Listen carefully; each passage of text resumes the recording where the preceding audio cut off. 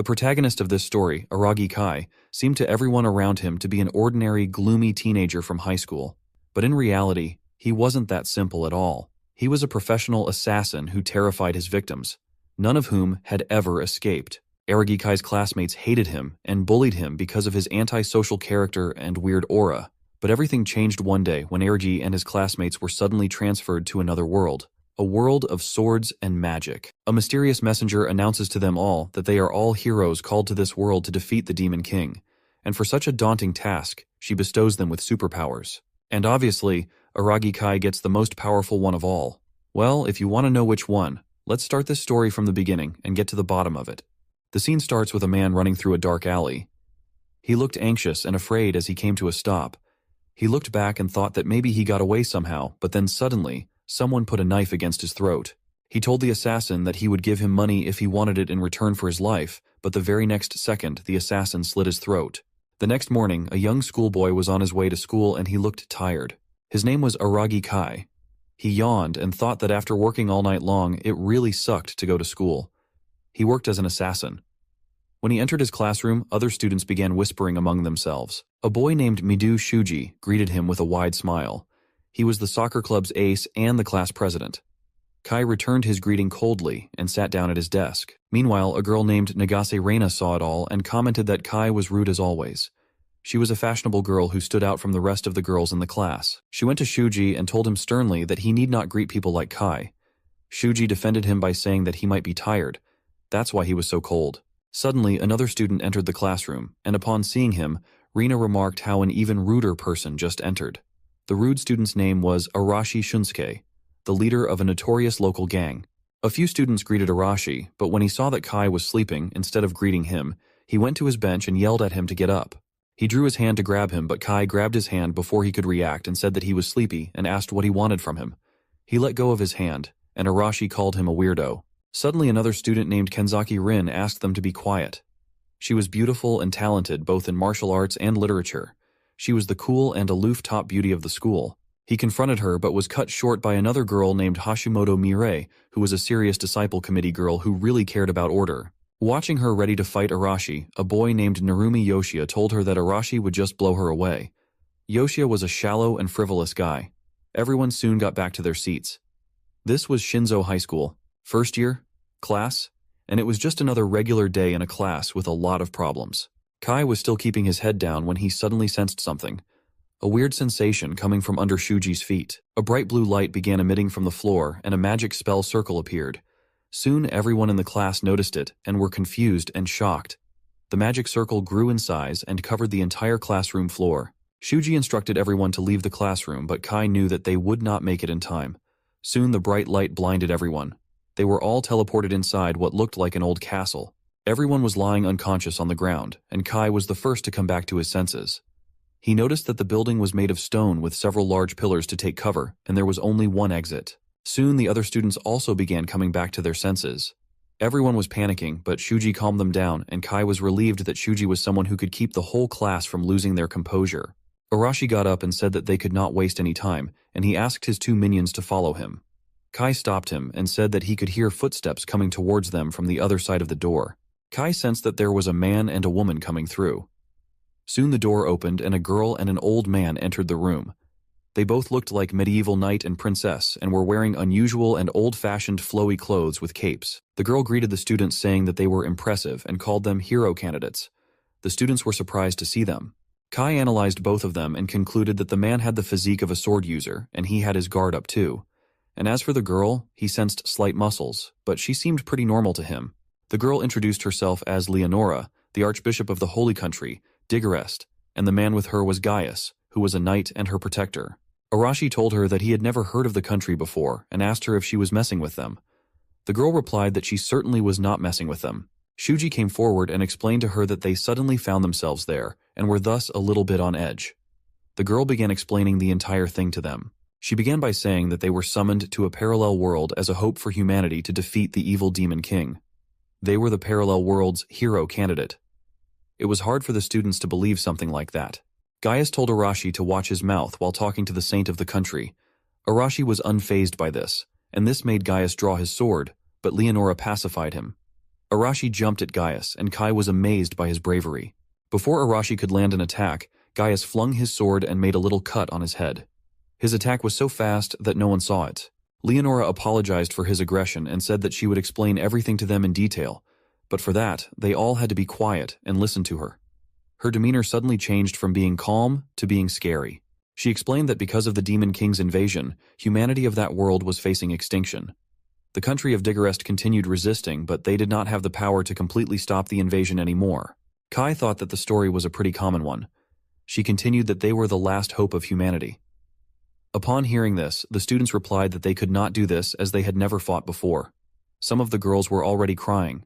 Gaius said that it might sound impossible, but they would have to try as there was no way for them to return to their own world unless they defeat the Demon King. The students were even more shocked upon hearing this.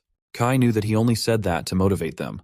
He thought that the people who had always lived peacefully could not just suddenly start killing, as for that they needed experience and talent. Arashi got up with blood on his head and cursed them for dictating them. He added that he hated people like them.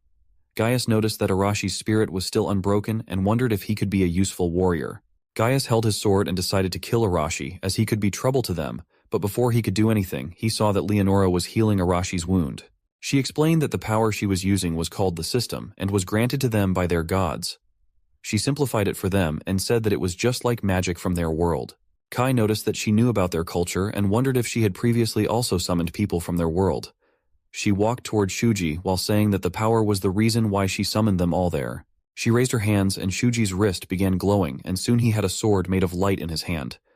She further explained that they could wield the power of the system and awaken their innate abilities of divine protection. She said that she knew she had a selfish request as she called them all there and now they could not leave and asked them to lend her their powers. Shuji said that no matter how much power they gave them, they still could not fight right away. She replied that they will indeed be trained and during their training will be taken care of. Shuji took control of the situation and told his classmates that he knew they were scared, but the first thing they needed was information and protection. He told them that they should hear them for now, and the classmates agreed with him. When Leonora saw that they all were ready to lend their hands, she began giving them their divine powers. Mireri was given telekinesis. Arashi got explosion powers. Rina received fire powers. Yoshia received wind powers, and others also received different and amazing powers. Leonora asked if anyone was left, and Kai raised his hand. She gave him his powers too, and he noticed that his field of vision was changing, and as soon as he finished getting his powers, he could read Leonora's stats. His eye color changed to red, and Leonora told him that he had received the power of judgment, which was rather rare. The power would let him see his target's stats and details. He tried his powers on himself, and he was able to see his own stats. Arashi also tried his powers and made fun of Kai by saying that he only got a new eye color. Kai noticed that the students were acting high and mighty. They didn't even have much information about the world yet, and their powers were also borrowed and could be taken away any time. But he was chill because he had plenty of other ways to kill people. After everyone received their powers, Leonora told them to take some rest. In the evening, the hero candidates were taken to their personal rooms. Kai sneaked out of his window in search of more information. Outside guards were patrolling and talking about how the hero candidates looked weak. They made fun of how those kids are chosen to defeat the Demon King. One of them said that the saint surely knows something which they do not. Kai listened to their chat entirely. He used his judgment power to check the stats of one of the guards and noticed that he only knew swordsmanship. He soon left in search of more information. He had also learned about the structure of the city, which was a fortified city. He wanted to get inside the inner castle, but the gates were heavily guarded, so it was hard to sneak in. He decided not to rush things and come back another time. Meanwhile, in an open field, Rina was looking for a good spot with her two minions. They were there to practice their new powers. They began conjuring their respective elements and observing them as Rina was curious to know more about the whole divine protection stuff. Kai was hiding in a bush and spying on them when he suddenly felt a strange sensation. The girls also heard a weird noise coming from the bushes. It was a giant lizard-looking creature and was attracted by the girls' magic. Kai quickly used his magic to see the monster's stats, and he was shocked by its overwhelming stats. Soon, the monster roared and began chasing the girls. Kai concluded that the lizard was strong and aggressive, but it only ran in a straight line and also lacked intelligence. He threw a knife at it, and the knife successfully penetrated his thick skin. Meanwhile, Rina stumbled and fell on the ground. The monster had caught up to her and was about to step on her when suddenly it stopped moving. When the girls looked around, they saw a knife puncturing its head, and it was bleeding. They wondered if someone had saved her, but they decided not to stay there anymore, and they left. Kai had no reason to save them, but conscience did not let him ignore the situation. He thought to himself that things were not going to be easy around there if monsters like those were freely roaming around. He went near the monster's body to pick his knife when he suddenly sensed someone near him. He hid behind the monster's body and looked around, but did not see anyone. He went back to his room too to avoid any trouble. After he left, a person came out from behind a wall. The person was covered in a robe, thus making it impossible for anyone to look at their face. The person smashed the monster's head, squeezing out its eyes. He said to himself that he was disappointed after seeing how useless and weak the hero candidates were, but Kai smelled just like him. The next morning, Gaius brought the dead monster's body to the hero candidates, who were shocked to see something like that. Gaius explained that the monster was found dead last night near the royal capital. He continued that the Demon King drove the monsters to a frenzy, and as a result they craved human flesh. He told the hero candidates that they would be fighting things like that monster. Gaius asked Steady, who was a researcher, if he found anything weird about the monster, and he replied that there were traces of sorcery being used. Probably by a demon above mid-grade. He said that maybe they were scouting to see the lower of the new hero candidates. Kai wondered if sorcery was different from magic since it was a new word used by the researcher. Shuji asked if it meant that the monster was controlled by a demon. Steady explained that strong demons can use servitude spells and hence could control weaker monsters. Gaius dragged Steady away, but he wanted to explain more. Kai deemed Steady a great help in gathering information. He could use his help. He suddenly realized that the true identity of those eyes he felt back then last night was a demon. The demon was skillful because Kai barely noticed him. He thought that the demon might be around them right at that moment. He suddenly felt someone looking at him. Arashi told Gaius that they could not get back to their world without killing the demon anyway, and he did not plan to stay in that world for long. The other students also agreed with him. Kai thought that it was best that they quickly learn the weight of the truth. Suddenly, Leonora walked in and told them not to be afraid, as they just did not know how to use their powers yet. All they needed was some training. Since they were from a different world, their growth rate would be different from the people of that world. And so, a week had passed since the students started training. Kai was reading books in the library, and he already could understand every letter of the new language. He thought that it was strange enough that they could talk to each other in the first place. His judgment power was not fit for battle, so he was left out of the training but was allowed to enter the library. He could not find many books on their history and culture, and even not about demons. The strongest 5 among them were Narumi the Wind Controller, Arashi with his explosion powers, Kanzaki with her telekinesis, Hashimoto with her land power, and Reina with her fire powers. However, there was another person with a clearly extraordinary growth rate. It was Shuji. He grew stronger than the people he learnt swordsmanship from. Kai used his judgment power and noticed that all his stats were above B grade, and just last week they were below D grade. Suddenly 2 boys came to Kai and began making fun of him, and he noticed that even the others were looking down at him. They were growing impudent after getting their new powers. One of the boys tried to bully Kai, but Kai sneakily threw him on the ground. Meanwhile, Leonora and Gaius arrived at the training ground. She announced that since they all had grown quicker than she had imagined, she had decided to move their plans forward. Narumi asked her if she was planning to send them to fight the Demon King, but she refused it, saying that she wanted them to now practice fighting monsters. Everyone looked anxious when they heard it. The next day, Gaius and Leonora took all the hero candidates to the middle of a forest, and Gaius explained that they were there for combat drills. It was a place full of Abstarso. They could not move as freely as one group. That's why they were going to be divided into teams of 2 to 3 people. Hearing these, all the hero candidates made their own groups, leaving Kai and Kanzaki alone. They had no choice but to team up with each other. Kai thought that she had a confident and apathetic personality, and also she was proud. She caught him staring at her. Meanwhile, Leonora announced that since it was a special occasion, so the team which will defeat the most monsters would receive a surprise reward. Soon the combat drills began. On their way, Kanzaki told Kai that her powers were superior to everyone else's, so she did not need him to do anything. She asked him not to stand in his way. Kai accepted the offer and said that he would leave everything to her. Seeing this, she asked him if he did not have any pride. He sensed 4 entities around them who were hiding. One of the monsters rushed at them, and Kanzaki used her powers. Her power was called Domination, and it was an ability that enforced the user's orders on their target. She ordered the goblin to bow down, and he did exactly that. She looked visibly tired after a few minutes. She explained to him that she used to get tired when she used her powers for too long because it consumed a lot of mana. He asked her to just kill the goblin because another monster was about to attack, but she was a little hesitant because to her the monster looked a bit like a human. Kai put sense in her by saying that it was a monster after all, which tried to attack them earlier. He picked a stone and concluded that she was just a naive student from Japan who was too used to peace. He was playing with the store when suddenly the other 3 goblins also appeared. She ordered the goblins to bow down and ask Kai to help him instead of just standing there. Kai replied that she was the one who asked him not to get in between. She sighed and ordered the goblins to twist their own necks, and this killed them. He was amazed to see that she could enforce such orders too, to which she replied that the more difficult the order was, the lower were the chances of success. She was disgusted to see the corpses of the goblins, but Kai comforted her with his words of wisdom. She asked him how he could be so calm when he did not even have powers. He told her not to worry about him as this was his strong point. He asked her if she wanted to return if she was too scared of it all, but obviously she denied the proposal with pride. He knew that she was just trying to look brave, but he also admitted that she was not too bad after all. Meanwhile, Narumi and Hashimoto were running from a monster who was too strong for them.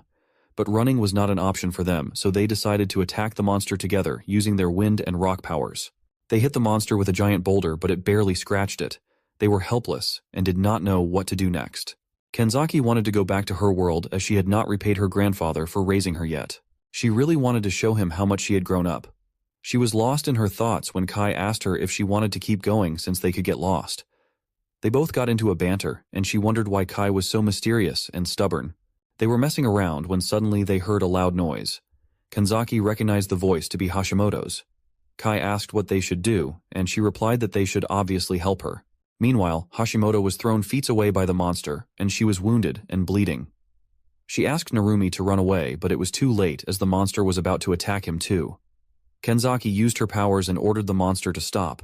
Narumi thanked her, and she said that the monster was too powerful and could not be halted for too long. Kai asked Narumi if Hashimoto was alive, to which he replied that she was, but she was really injured. Kai asked her to carry her on his back and get out of there. He was reluctant to leave, but seeing her condition, he left. When he left, Kai used his powers to see the monster's stats and was amazed to see some pretty high stats, especially the defense. He knew his attacks would not damage him a lot, and he also noticed that it was a mutant, and he wondered what it was exactly.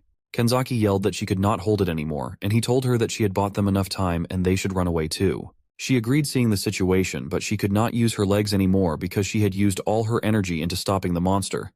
Seeing how bad the situation was, Kai pulled out a smoke grenade and triggered it. This bought him some more time to grab Kenzaki and hide away. She was a little flustered for being carried in his arms. She asked him what the smoke was, and he explained that it was a smoke grenade which he had made while they all were training. He was lying as he had some equipment on himself before being summoned. Since it was not much, he did not want to use them carelessly. They were basic assassin equipment. Kenzaki apologized to him since she was the one who said that they should go and save them, and she ended up being saved herself. Kai asked her not to say sorry, instead she could thank him. Again, a banter between them followed. She said that they should run away, but he replied that there was no need for that. They both saw Shuji and others arriving at the location, and without wasting any time, he attacked the bear for hurting his friends. Shuji swiftly attacked the monster and injured its hand. Rina jumped in and used her fire powers at the monster, but it didn't seem to affect it much except for slowing it. They again jumped at the monster. All the while, someone was watching them from a distance. It was a veteran assassin demon named Delphus. Delphus smirked and said to himself that the armored monster could not beat the hero candidates because of their quick growth. He liked how calm they were, especially Shuji. It was supposed to be a scouting mission, but it was time for a change of plans. He decided to end them there. Meanwhile, Shuji and the others were able to defeat the monster. Delphus grinned and was about to attack them when suddenly he was stopped by a dagger on his neck. It was Kai. Delphus was stunned to be caught like that. He was stressed and wondered how Kai was able to get behind him. He needed a way to quickly escape. Kai slashed his legs and threw him on the ground. He asked him not to make noise as he did not want Shuji and the others to notice him. Kai said that if he would answer some of his questions, then he would let him go. Delphus was not ready to give up, but he had no other choice as Kai had the upper hand. Kai wondered if the person who was watching him the other night was him only. Kai said that he knew they were being watched, and it was his plan to let Shuji and the others to fight so that he could be lured out. Cutting him short, Kai said that he needed information since it had not been long since they came to this world, and he would have to tell him whatever he would ask him.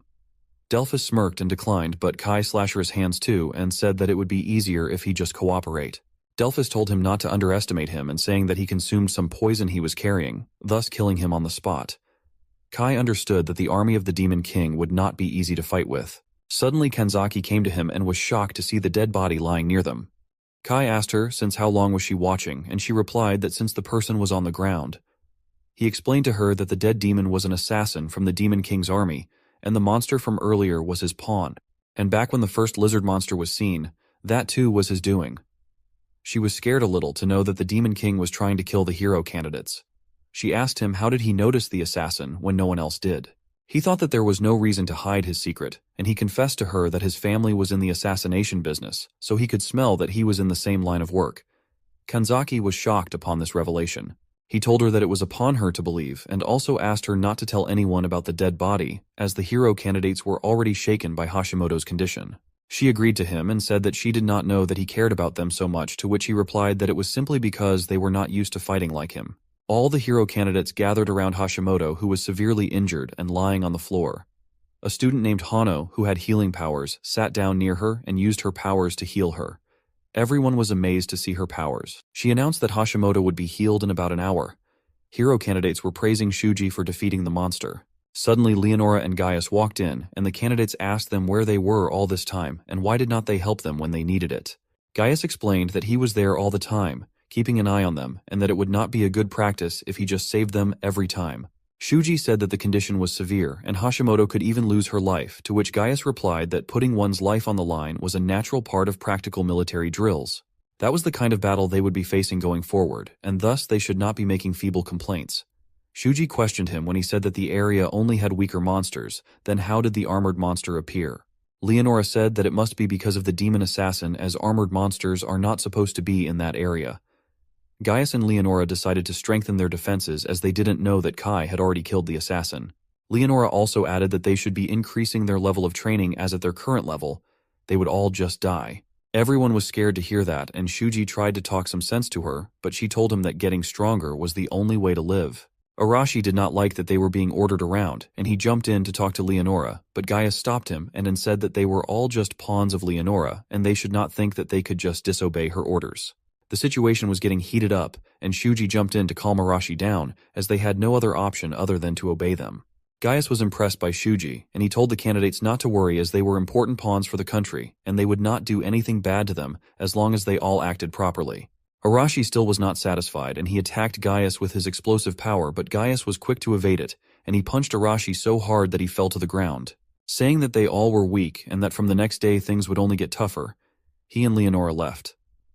Araki got up with a bleeding face and swore to kill Gaius. The next day, Steady the researcher was in charge of the training. After a brief conversation about the last day, he said that they were going to fight monsters at his research facility. Inside the facility, all kinds of monsters were locked. He was raising those monsters for his experiment. Soon the drill began, and hero candidates were made to fight monsters. Kai noticed that everyone was surprisingly calm even though they were forced to fight. Shuji told Steady that the monsters were strong for the candidates, but Steady replied that Leonora had asked him to be very strict with everyone, and thus he could not and would not ease the training. Besides, he added that hero candidates with peers like theirs should not be losing in the first place. He added that the most important thing was their will. Shuji asked if it would really make a difference, and he replied that if done correctly, then they could increase their power's level and could even give new derivatives of their power. Kai also joined them and told Shuji that according to his judgment power, he could see that Shuji had a new power. Shuji was surprised to hear that and asked Steady if he could test it out. Steady was excited to see the power himself, so he allowed him. Shuji used his new powers, and in an instant, he cut the monster's hand and head with a clean slash. Kai knew that Shuji would now not struggle with an armored monster. He wondered if his judgment powers were also leveled up. Kai noticed that someone else also had received a new power, and it was Araki, but he decided not to tell him. Later that night, Araki was planning to kill Gaius, tie up Leonora, and ask her the way to get back to their real world. A few other candidates were in his support, and excited to leave the world too. Araki asked Narumi to join them as they would have a better chance, and he knew that Narumi was fed up with that world too.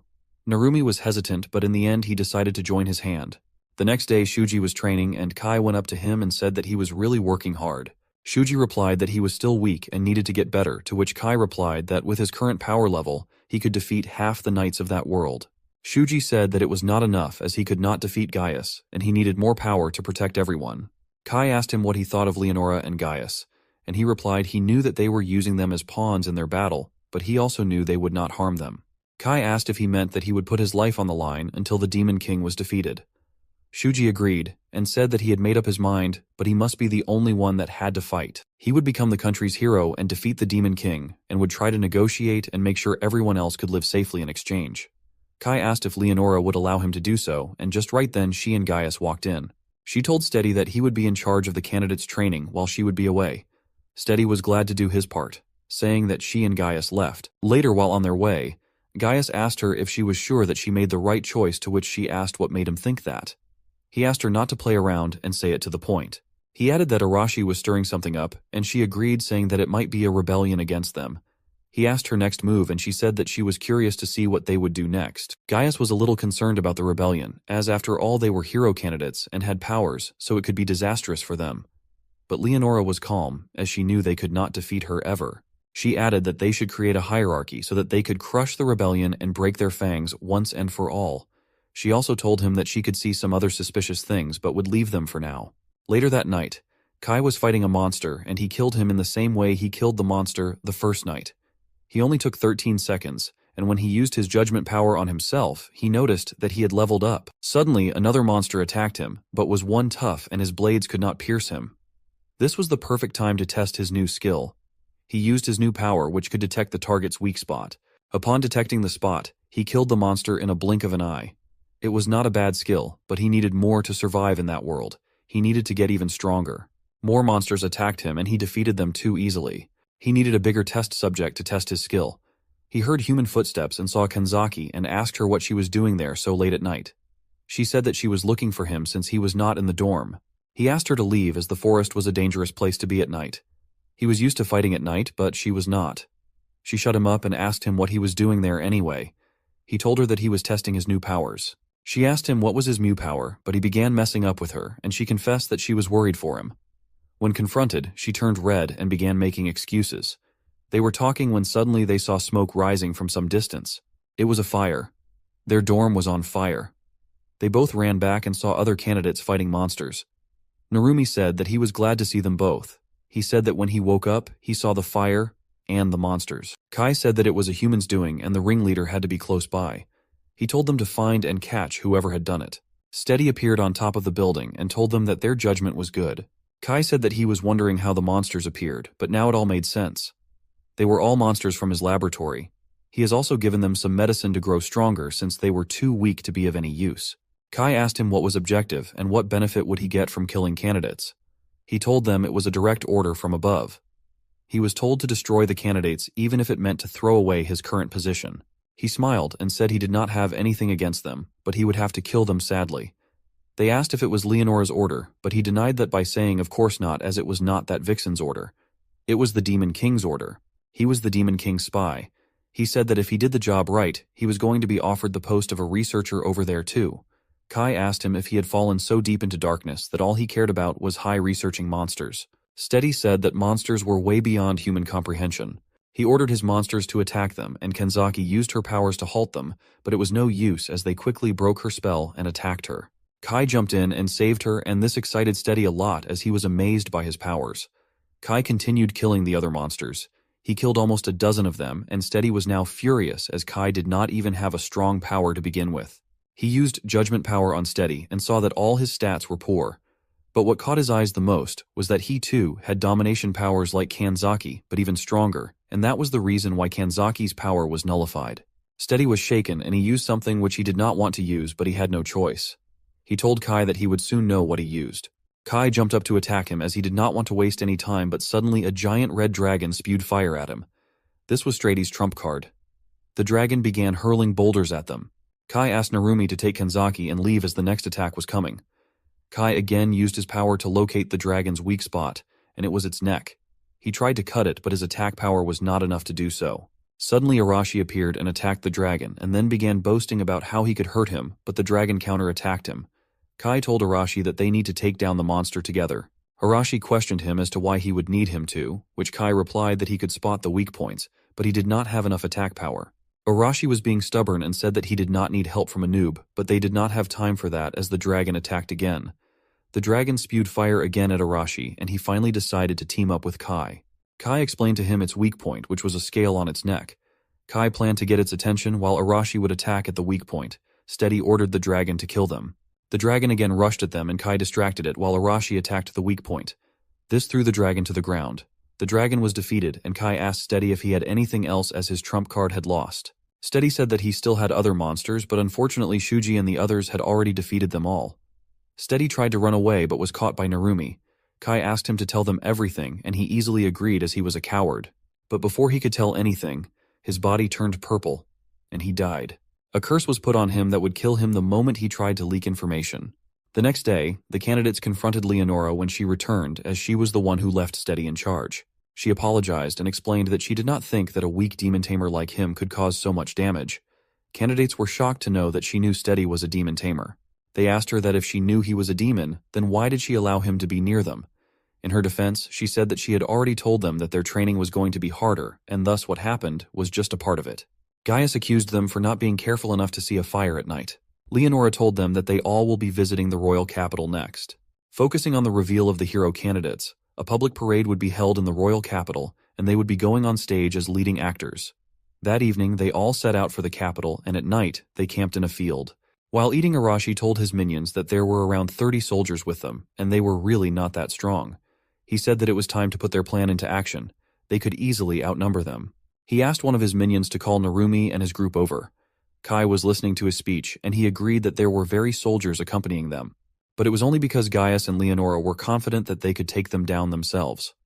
He went to Shuji and asked him they could talk. Later that night, Arashi and Narumi met in the forest nearby. They were ready to attack the soldiers when Shuji and the other candidates came in their way to stop them. Shuji said that he had heard that Arashi was trying to kill Leonora and Gaius, and Arashi was shocked to know that his plan was leaked somehow. They tried to put some sense in him by saying that there could be another way to do it, other than simply killing them. Arashi told Shuji that all he did was talk, and asked him if he had a plan, to which he replied that he would act as a pawn and defeat the Demon King, and in exchange, he would guarantee everyone's safety. Arashi was not ready for this trade and told him to get out of his way, but Shuji and the others were not going to let him pass. Since they could not agree to a point, they began fighting. Suddenly 2 soldiers came in and told them to sleep since they had an early morning trip tomorrow. Arashi walked away saying that he had enough of the weakness and there was no point in talking to them. They all reached the royal capital the next day, and it was too crowded because of the ceremony. People on the streets were amazed to see the hero candidates. The people seemed to have a lot of faith in them. At the castle, they were greeted by Holy Knight Rains, who asked them to rest first. All the candidates were pleased and happy to get the royal treatment, from fluffy beds to hot water baths. They were offered the best food too. Kai decided to gather some more information, but there were a lot of guards. He suddenly saw the knight who was showing them around. Reynes was talking to his soldiers about how he found the candidates stronger than normal children of their age. One of the soldiers said that he was worried that letting the hero candidates into the royal capital would surely incite those demons to take some action. Rains told them not to worry, as the candidates were strong and could take care of anything. Kai had more questions, so he thought of going to the town. At night, he went to one of the pubs and ordered ale and some snacks. People were talking about the hero candidates and how they looked like normal kids to them. He noticed that the people there were more afraid of the church than the king or nobles. He asked the bartender to tell him more. He said that he was new to town, thus he did not know a lot. The bartender told him about the Demon King and the way he was attacking the kingdom. He also added that the Demon King could even seduce humans with their overwhelming power.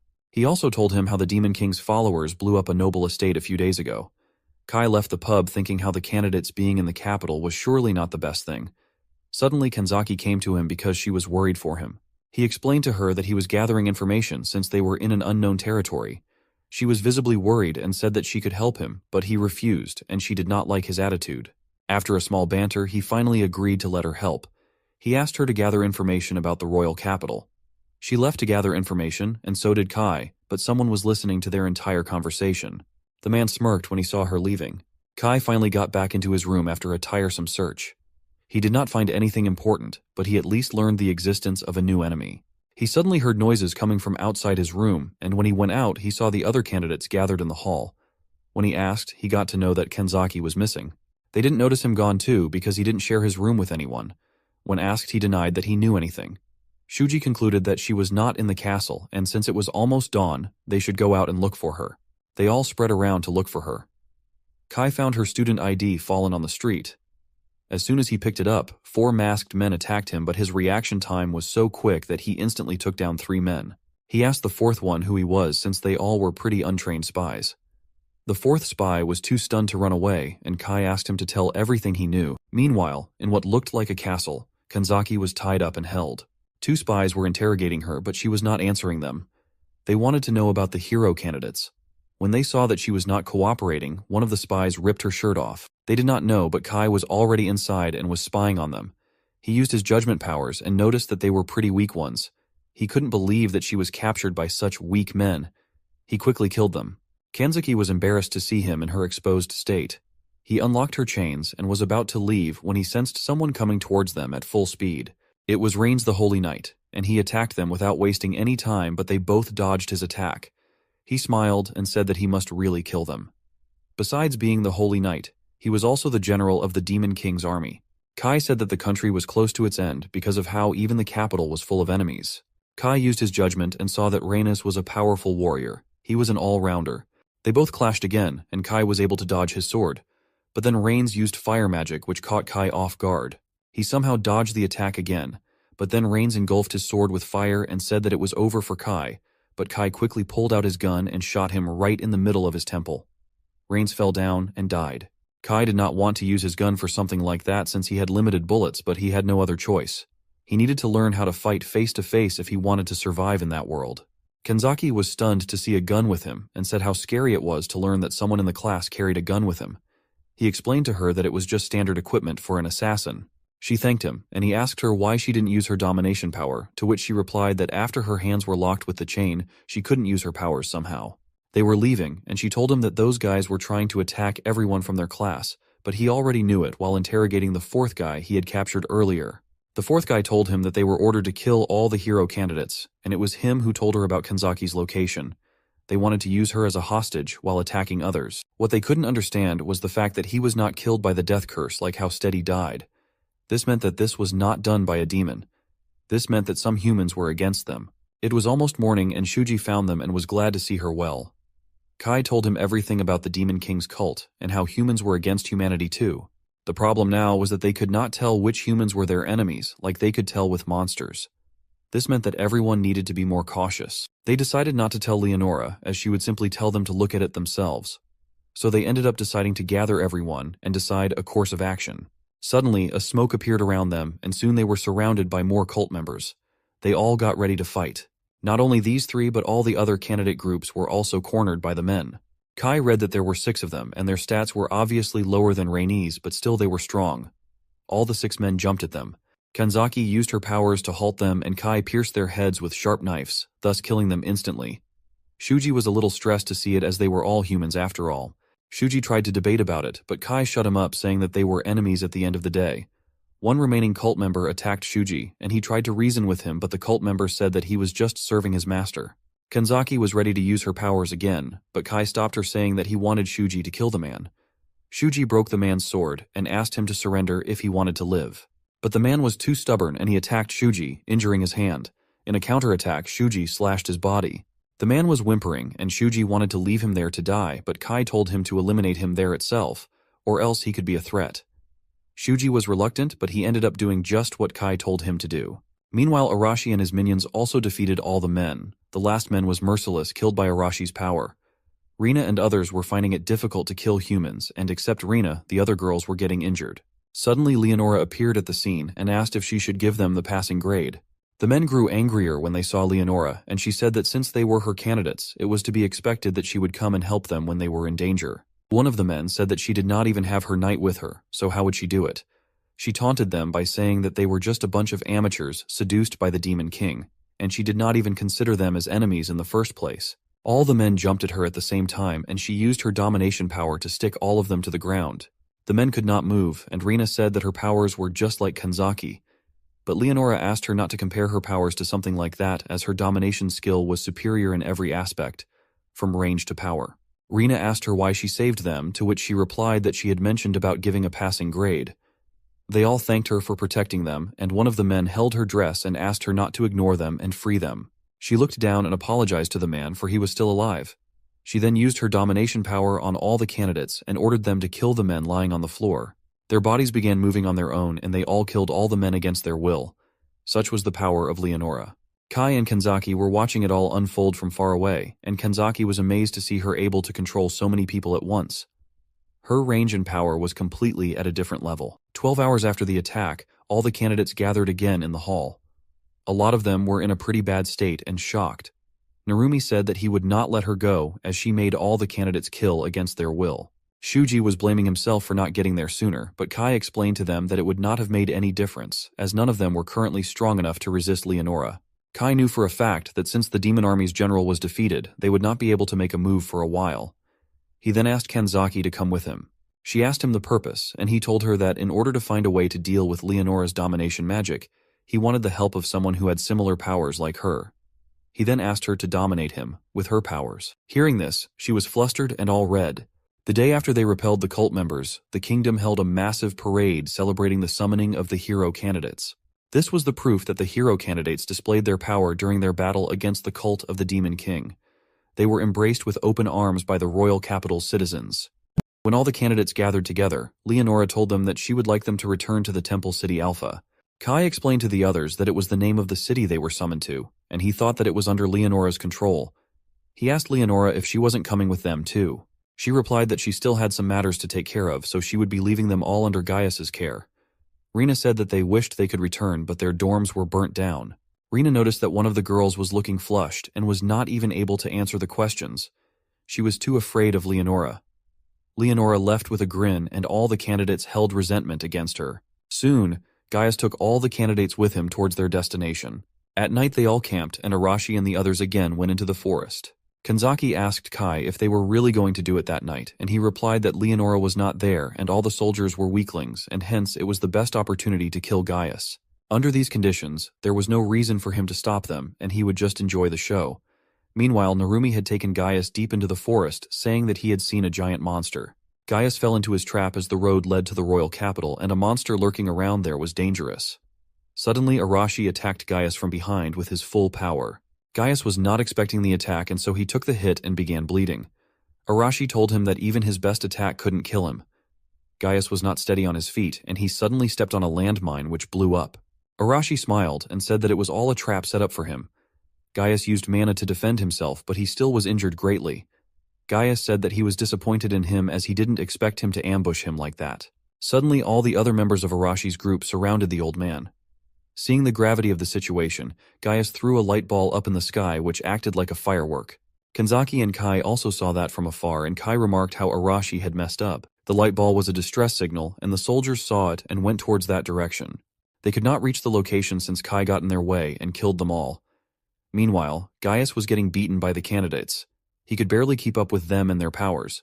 Soon he lost his one arm and was all red with blood. Arashi complimented him by saying that he was tough for his age. Narumi told them about the distress signal and said that he was trying to buy some time, but Gaius replied that there was no longer any need for that.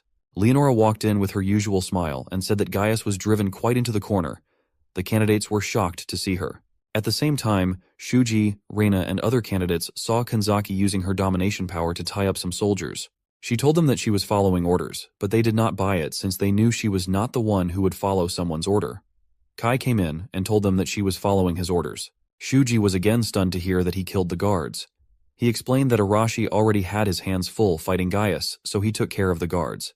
Shuji and the others understood the entire thing now. Shuji asked him if he teamed up with Arashi, to which he replied that he was just doing what he wanted to do. Kai told him that he should be looking for Arashi rather than bugging him. Shuji and the others left to look for Arashi and the others. Leonora told Gaius that he was losing, and he accepted it, saying that he could not fight his old age after all. Arashi said that after everything that has happened, he was not going to tuck his tail between his legs and run away. One of the candidates asked him if she wasn't the one who was controlling them. Leonora replied to this saying that there were also other conditions that were needed to be fulfilled. If they had a big mana pool to resist, it would not be that effective. But for those who always relied on their powers and were not used to controlling their mana, it was easy for her to control everyone. Arashi called her a coward and challenged her that she would not be able to fight them head-on. She smiled and said that she would deal with them herself. She added that she would break his fangs. Arashi jumped at her and she quickly summoned a huge chunk of boulder and sent him flying. She then manipulated other elements like fire, water, and air to defeat the other candidates. Narumi came and picked up Arashi and flew up in the sky. Suddenly, Shuji and the other candidates also arrived. He told Arashi to stop the fight and asked him what he would gain from it. Arashi told him to stop him with his strength if he wanted to, because he hated the pacifist methods of his. Shuji asked the others if they thought the same, and Rina stood up and said she supported Arashi. Leonora laughed and said that they were still fighting among themselves. She added that at that point they were responsible for starting a rebellion. She then asked them if they expected her to forgive them, even if they were to stop the rebellion at the moment. She then conjured a huge cyclone and injured everyone. Shuji was tense to see everyone hurt, but Arashi told him to calm down and said that if he wanted to protect everyone, then he would have to resolve himself or else everyone would be dead. Shuji understood the situation as there was no other way. He got ready to fight, and so did Reina and the others. Leonora said that she would show them the difference between her and them. Meanwhile, not so far away, Kanzaki asked Kai what they should do. He told her that once Leonora uses her magic to enslave them, then he would join in. Until then, they should trust the other candidates. The candidates were ready to fight Leonora, and Gaius managed to get up and said that he was weak, but he still wanted to fight for her. Leonora healed all his wounds, and he was better than ever to fight. Candidates were scared as they did so much to corner Gaius, but now he was back. Rena told him that their number had increased too, so they would make up for it. Leonora told them that they could attack her anytime they wanted. For her, the battle would be a test for them. She added that if they could not win against her, then they could not be a hero after all. Soon, the fight began, and Gaius noticed that it was difficult to fight Shuji with his magic sword. Leonora used water magic to attack Shuji, but Reina nullified it, but still he was injured by the attack. They attacked Leonora, but none of the attacks could even touch her. Meanwhile, Kai was hiding in the shadows, and he used his judgment to check Leonora's stats, and he noticed that although she was a powerful magician, her defense was weak. One good physical attack would be enough, but Gaius was in their way. Arashi asked Shuji to leave Gaius to him and go take down Leonora. Shuji had a problem though, and it was that his magic could not touch her either. One of the candidates gave him a steel sword, and Leonora commented that now he seemed ready for combat, finally. The other candidates could not help Shuji as their powers would not work on her, and they could not help Arashi either as he was fighting in close range. Arashi was able to go head-to-head with Gaius, because although he was healed, his stamina was still low. But he also could not use his explosive power, so again it was equal. Leonora was using ranged attacks at Shuji so that he could not get close to her with his sword.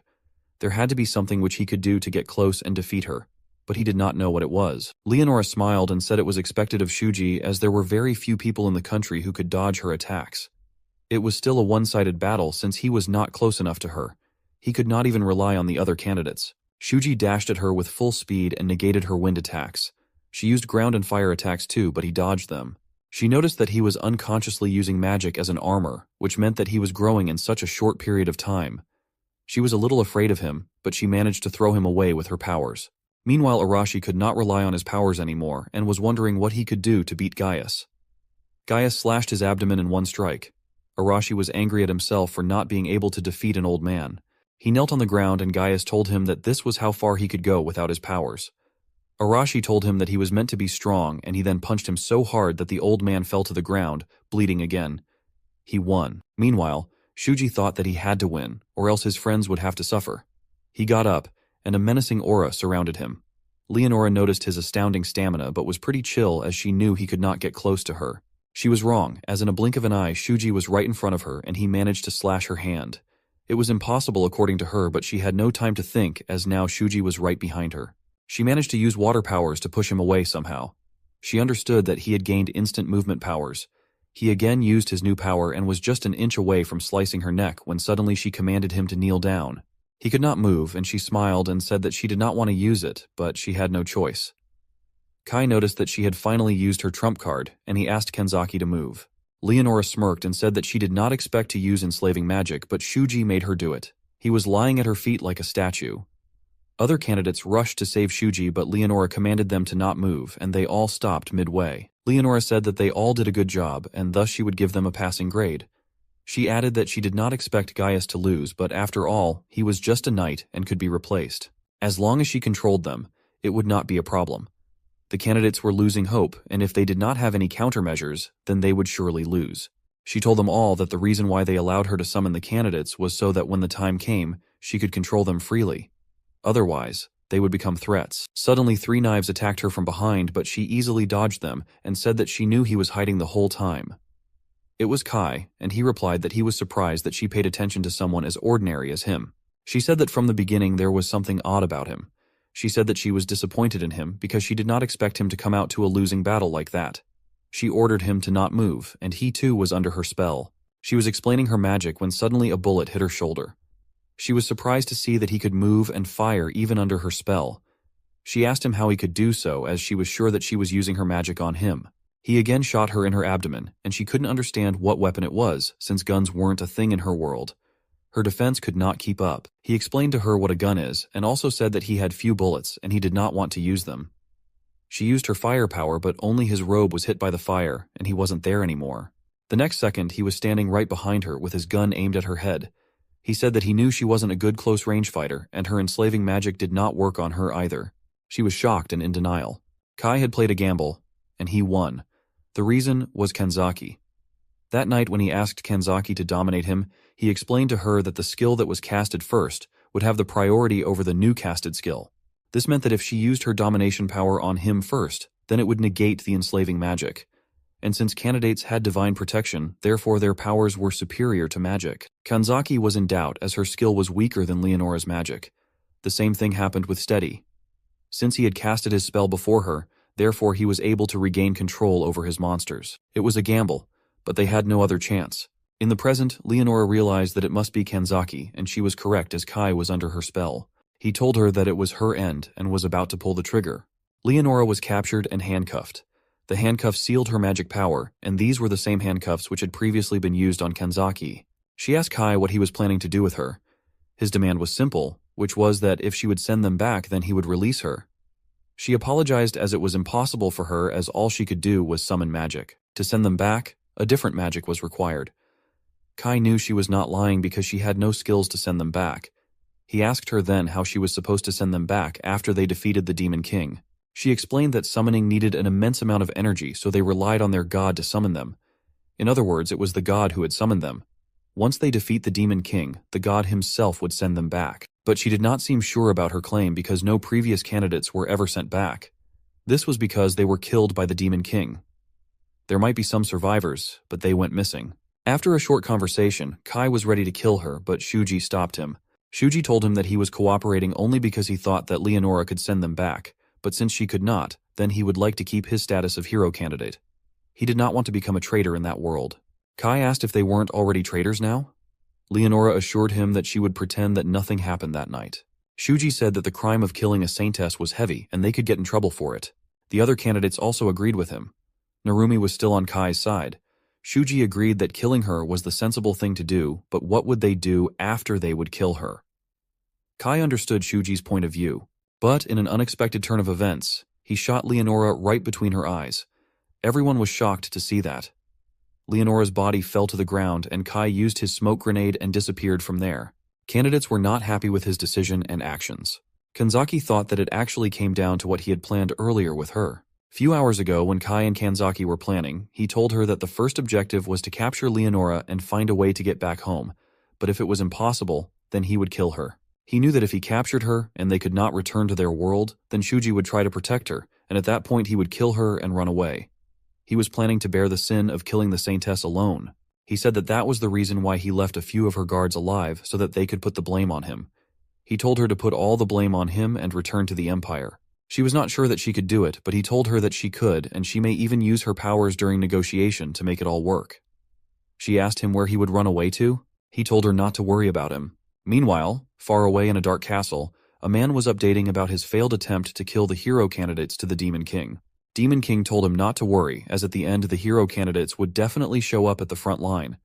The game was getting interesting, and the Demon King was liking it. 2 days after the incident, Kai was living in the forest.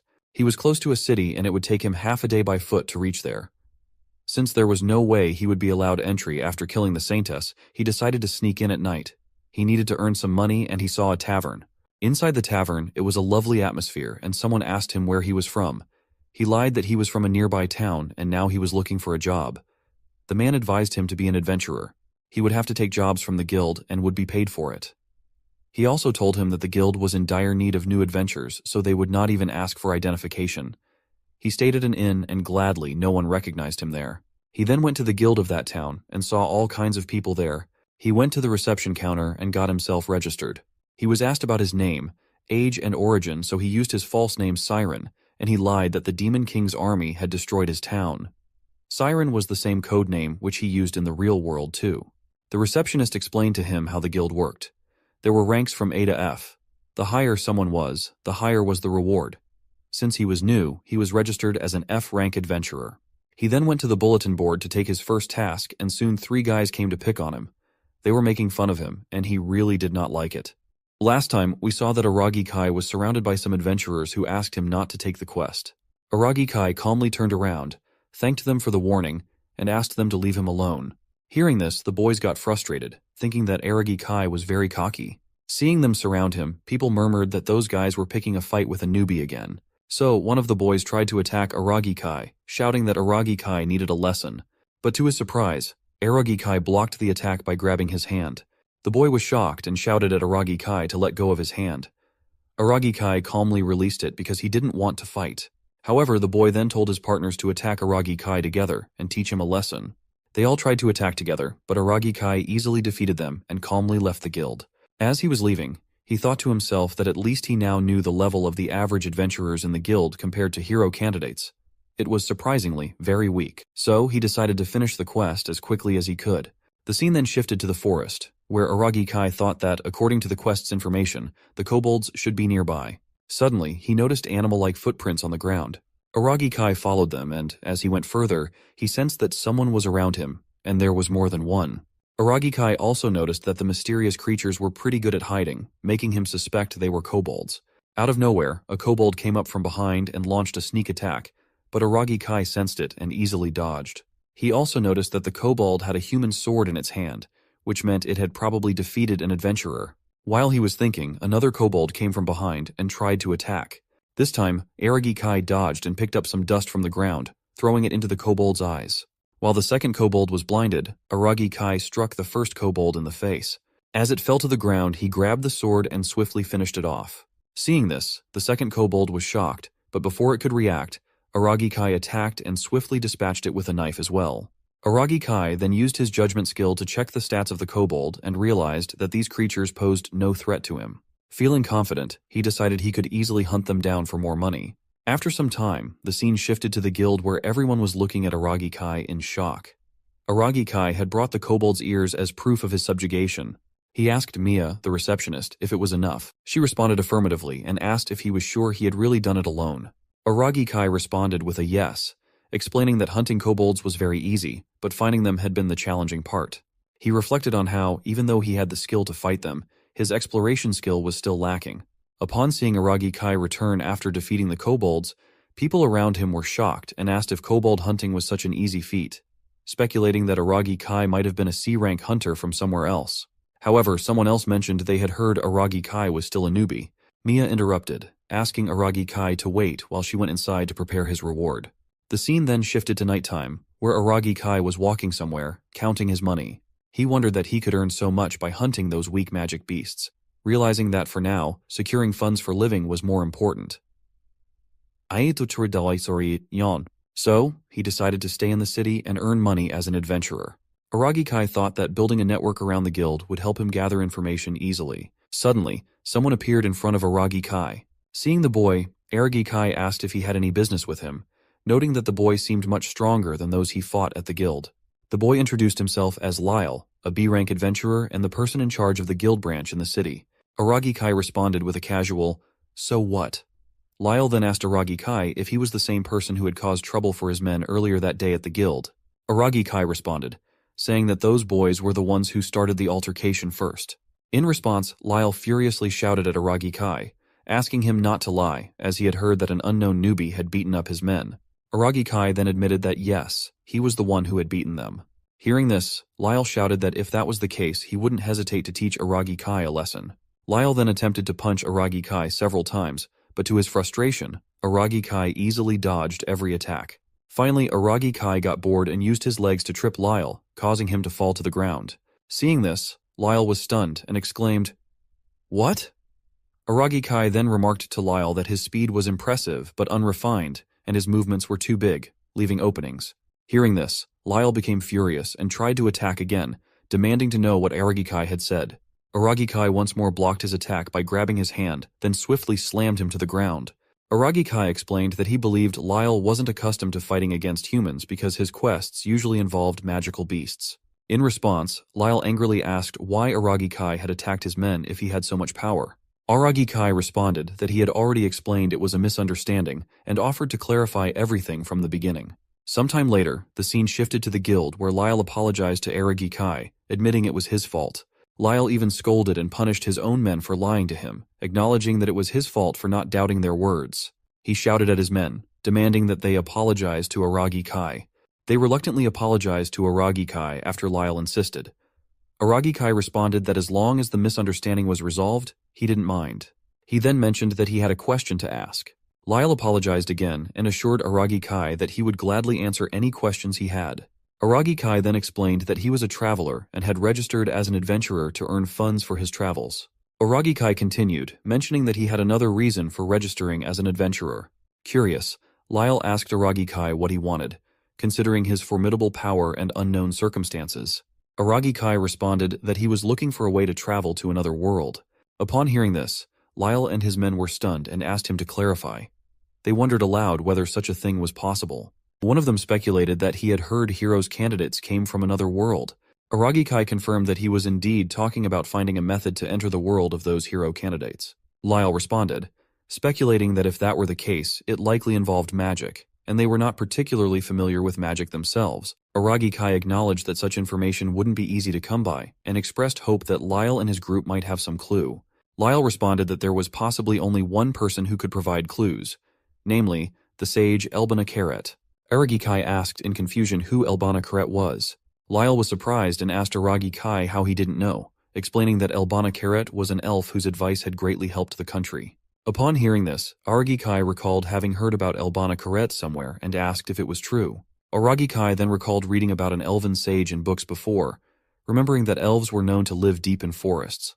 He explained that elves were now rare, with their stories considered legends, and they seldom left their forests to explore the outside world.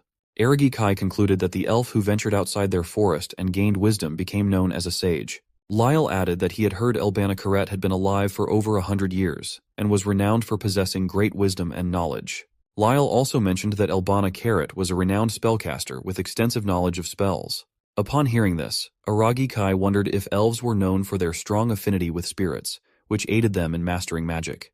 Araki Kai also considered that even if there wasn't a specific magic to send heroes back to their homeworld, perhaps with spells they could achieve it. Lyle's underling Raka interrupted, asking if the sage Elbana Karet was still alive, mentioning he had never heard of Elbana Karet, and noting that no one had ever seen Elbana Karet, right? Lyle laughed and replied that he didn't have information about that. He then apologized to Araki Kai for not providing any useful information. Araki Kai reassured him that the information was indeed useful enough for him. Araki Kai then mentioned that it was getting late, so he was heading back to the inn.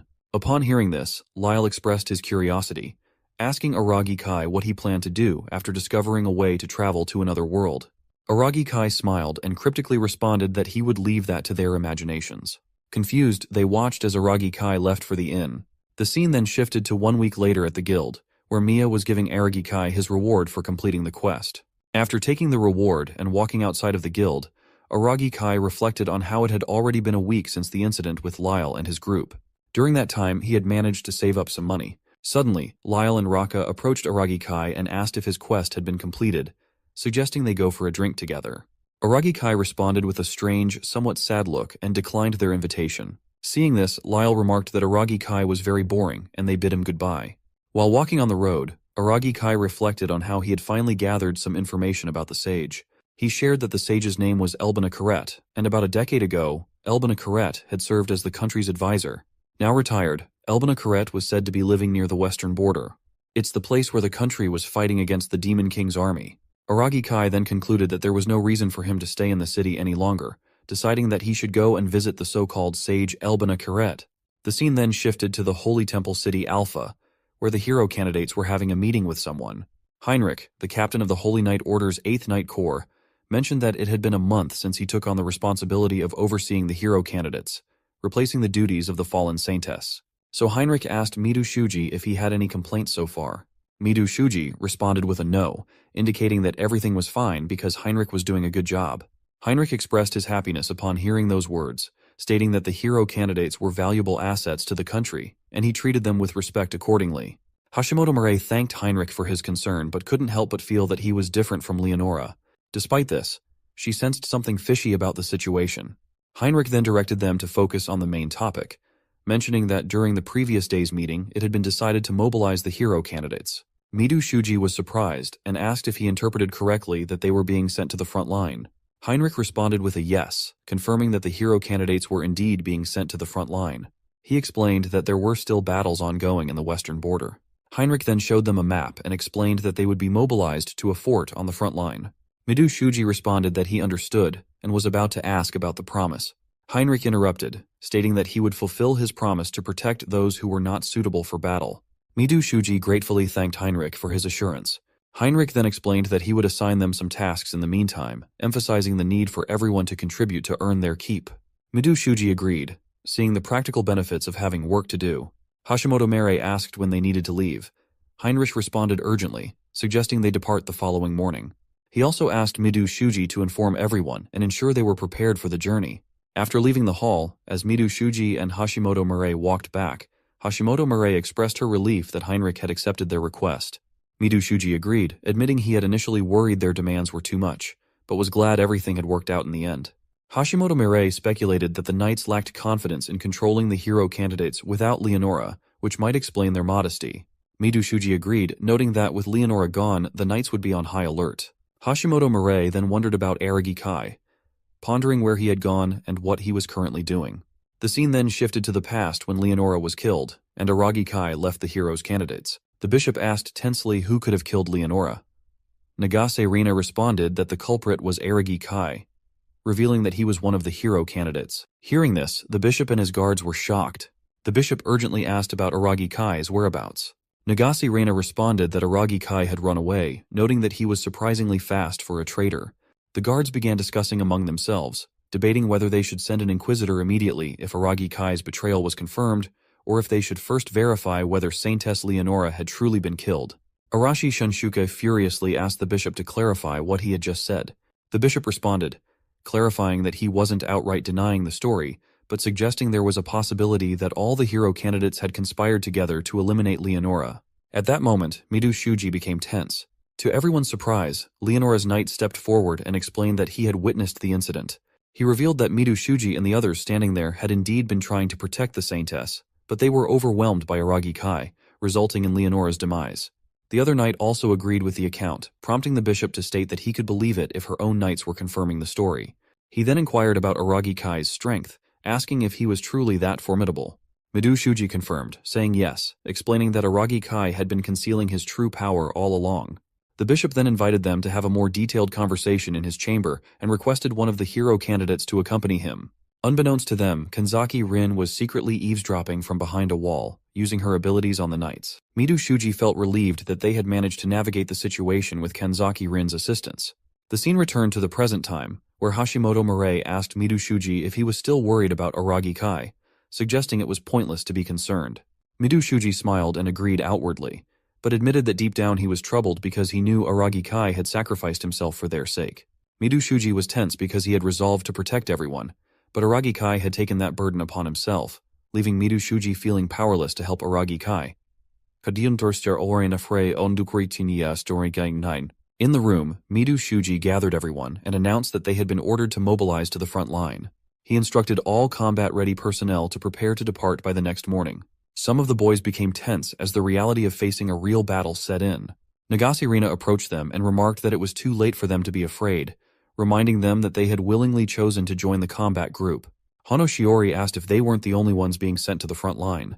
Mido Shuji responded that they were being sent together with the 8th Night Corps under the command of Captain Heinrich. Kanzaki Rin asked Mido Shuji if there was any news about Araki Kai. Mido Shuji explained that the temple had placed a bounty on Araki Kai's head and had deployed a significant number of personnel to track him down. He added that there had been no news regarding Araki Kai's whereabouts. Hearing this, Kanzaki Rin became visibly sad. Mido Shuji was about to console her, but before he could, Nagase Rena angrily shouted that she didn't care whether Araki Kai was a traitor or not. If she found him, she would burn him to a crisp. Kanzaki Rin, feeling deeply upset, wondered why Araki Kai hadn't taken her with him. The scene then shifted to the jungle, where all the heroes' candidates and knights, along with the guards, were traveling. As they went further, Arashi Shunshuke sensed something and stopped. At that moment, Hano Shiori also shouted that she was tired and asked if they could take a break. Hashimoto Mere responds that they just had a lunch break, so it's not possible. It seems they are going to walk until dark, Some boys were wondering if anything would happen since they had been walking for the past 2 days without anything happening. Arashi Shunsuke asks everyone to stop and they ask if something is wrong. Arashi Shunsuke responds that he can sense the presence of a magical beast behind the bushes. A knight arrives and shouts at the hero's candidates, asking why they stopped suddenly. Midu Shuji explains that they sensed the presence of a magical beast nearby. The knight shouts that he can't see anything and reminds them that they must follow his orders, as they can't do anything without his permission. Hearing this, Arashi Shunsuke gets furious, grabs the knight by the neck and demands to know what he said. The knight, scared and tense, asks Arashi Shunsuke what he is doing. Even Midu Shuji urges Arashi Shunsuke to stop. Arashi Shunsuke furiously shouts, asking why he should follow any orders from a worthless knight. Suddenly, something attacks Arashi Shunsuke, forcing him to release the knight to dodge. It's a magical beast with a rabbit face but weaponized hands. The guards get tense and announce that it's a sharp rabbit, urging everyone to prepare for battle. But before the guards could act, the sharp rabbits charged at them, knocking their swords away. One of the sharp rabbits glared furiously at a guard, ready to strike, but before it could harm him, a strong fire flame came out of nowhere and wiped out the sharp rabbit. It was Arashi Shunsuke who used his power to defeat the beast. The guard thanks Arashi Shunsuke for saving him, but Arashi Shunsuke tells the guard to step aside and not get in his way. Arashi Shunsuke then proceeded to easily defeat each of the sharp rabbits one by one. Some students were amazed to see Arashi Shunsuke's power, as it was far more destructive than they had seen before. But Arashi Shunsuke wasn't satisfied, feeling that his power still wasn't enough compared to Araki Kai's. The scene then shifted to a moment when Araki Kai had aimed a gun at Leonora. Arashi Shunsuke became furious upon seeing Araki Kai once again. Arashi Shunsuke was actually frustrated because from the beginning, Araki Kai had shown no fear towards him, indicating that Araki Kai was definitely stronger. Araki Kai's lack of reaction only reinforced this belief for Arashi Shunsuke. Arashi Shunsuke then shares that with the explosive power he received, he thought he was stronger, but it's very annoying for him to realize that Araki Kai is even stronger. The scene then shifts to the present where Midu Shuji interrupts Arashi Shunsuke's thoughts, asking what happened to him as he seemed to be in a bad mood. Arashi Shunsuke responds that it's nothing, but he doesn't like being ordered around by someone he considers worthless. Sometime later, the scene shifted to the western border of Daguerreast Holy Kingdom at Fort Truss. Initially, Captain Amelia of the Holy Knights introduced herself as the leader of the Knight Order stationed there. Heinrich asks Amelia what happened to the watchdog captain. Amelia responds that he died around a week ago. Upon hearing this, the hero's candidates were a little bit shocked. Amelia then mentioned that she wanted to let them rest first after their long trip, but she couldn't finish her sentence. The guards interrupted, shouting that the army of the Demon King was coming to attack. Amelia cheerfully remarks that as they all heard, there's no time for rest, so she's counting on them. Midu Shuji agrees and instructs every hero's candidate to prepare for battle. Arashi Shunsuke appears very determined and ready for the upcoming fight. The guards rang the alert bell, shouting that the demon army was approaching. The quantity of monsters was large, which stunned Max and made him wonder why there were so many monsters. Heinrich instructs the guards to start firing and reduce the number of monsters before they get closer. The guards begin shooting arrows, while the fire ability knights also hurl fireballs at them. Despite all the fireballs and arrows hitting the monsters, they continued moving forward, proclaiming their intent to destroy the humans. Midu Shuji was shocked to see that the monsters were not retreating, despite taking heavy hits. Amelia explained that the monsters wouldn't be easily defeated by just those attacks. She warned the hero's candidates not to underestimate the monsters' endurance and stamina, emphasizing that humans were much weaker in comparison. Midu Shuji tensely asks Amelia what they should do. Amelia instructs Midu Shuji to follow Heinrich's orders and commands. She states that she will lead the Fourth Order Knights to fight the monsters herself. Heinrich explains that he had intended to say the same thing, but some individuals were already down there fighting the monsters. Midu Shuji, confused, asks Heinrich about whom he was referring to. Nagase Rena informs Midu Shuji that Heinrich was talking about Arashi Shunsuke and his group, as they had already gone down earlier. Midu Shuji was stunned and asked Nagase Rena to repeat what she had just said. When the smoke cleared, they saw that humans had come to confront them directly. The monsters laughed at Arashi Shunsuke and the others, mocking them as fools who had come to meet their deaths. Arashi Shunsuke replied that he didn't care if they were demons or anything else. He would simply erase the monsters from existence. The fight began between them. Inside the fort, some monsters broke through a wall and attacked the guards. As a monster was about to strike down a guard, Midu Shuji intervened, blocking the attack with his sword. Even the guard was surprised to see Midu Shuji. Midu Shuji then unleashed his more powerful attack, Sword Extend, and swiftly defeated the monster. Afterward, Midu Shuji felt confident that he could handle it, realizing that his power was continuing to grow. He then shouts and tells the others that they can see it's a battle they can win, so without fear, let's fight. Hearing this, every hero's candidate is filled with enthusiasm for the fight. As Mido Shuji prepares to fight again, he reminds himself not to hesitate, knowing that any sign of hesitation would unsettle the rest of the team, as he was their leader. He reflects on how Araki Kai taught him the cost of his naivety. Hashimoto Meirei also urges everyone to stop watching and join Mido Shuji in the fight. Nagase Reina begins using his attacks, and Kenzaki Rin starts dominating the monsters. In this way, the battle continues between the monsters and the hero candidates. Seeing the hero candidates fighting, the guards are amazed by their power as they dominate the Demon King's army. Heinrich shouts and instructs the guards to cover the hero candidates so they can push the demons back.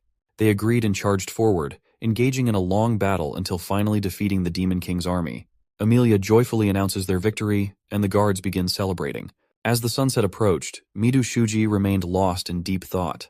However, he was interrupted by Heinrich, who asked if it was his first time fighting like that, and how he felt about it. Mido Shuji responds that it's challenging to learn how to handle battles at such a large scale. He explains that during the battle, his perspective narrowed, making it difficult for him to give orders effectively. Heinrich praised Mido Shuji for his efforts, and credited the hero's candidates for their role in winning the battle. However, he cautioned them to remain vigilant because although they had faced mid-ranked enemies with relatively small numbers, the high-ranking demons would pose a different challenge due to their superior capabilities. Mido Shuji, upon hearing Heinrich's warning, becomes serious and assures him that he will remember it. The scene then shifts to the Demon Den where a monster is reporting the battle to Stone Gaia, one of the 4 heavenly kings of the Demon King's army. The monster apologizes for failing to fulfill his duties, which angers Stone Gaia greatly. The scene shifted to the Great Forest of Ekot, where Araki Kai was traveling. As he neared the edge of the forest, he reflected that his journey to visit the sage should also be ending soon. Suddenly, out of nowhere, Araki Kai felt something coming towards him, tongues aimed at hitting him. He managed to dodge them somehow, noticing their incredible speed, and wondered what kind of tongues they were. As he looked around more carefully, Araki Kai spotted some new magical beasts. Upon scanning them, his system identified them as tongue baboons. After checking their status, Araki Kai concluded that they were somewhat mediocre creatures. The tongue baboons attacked Araki Kai again, but he easily dodged their assault. However, realizing they were closing in fast, Araki Kai swiftly displayed his agility by jumping away from the spot to avoid their attacks. The tongue baboons attacked Araki Kai again with their tongues, but this time Araki Kai swiftly drew his knife and cut through the tongue in the middle. The tongue baboons were shocked by this move, and Araki Kai continued cutting until he severed the entire tongue from their mouths. The baboon attempted to attack with its tail, but it was too slow for Araki Kai, who dodged it easily and swiftly defeated the creature. Witnessing this, the other baboons became stunned and tense, unsure of what to do next. Araki Kai, now furious, challenged them, asking if they were coming to him or if he would have to come to them and deliver their demise. The scene then shifted to some time later, with the corpses of the tongue baboons lying on the ground. Araki Kai pondered that more powerful magical beasts seemed to be appearing gradually, wondering if it was because he was getting closer to the Demon King's territory. Or perhaps the forest was distant from cities where knights and adventurers were plentiful. As he ventured deeper, Araki Kai thought that the further he went, the greater the likelihood of encountering powerful magical beasts untouched by humans. He was grateful that his appraisal skill allowed him to spot some of these beasts. So Araki Kai decided to remain vigilant for the future. The scene then shifted to some time later, where Araki Kai finally reached Mount Urugano, a natural defense barrier that slowed down the invasion of the Demon King's army. Araki Kai then explains that the highest peak is called Reaper Wolf Mountain, and there's a rumor that Sage Alabama lives at the peak of that mountain. He then tried to recall if he remembered correctly that there should be a small village at the bottom of Reaper Wolf Mountain. When Araki Kai reached the village, he was shocked to see the entire village on fire. He wondered if the village had been attacked by the Demon King's army.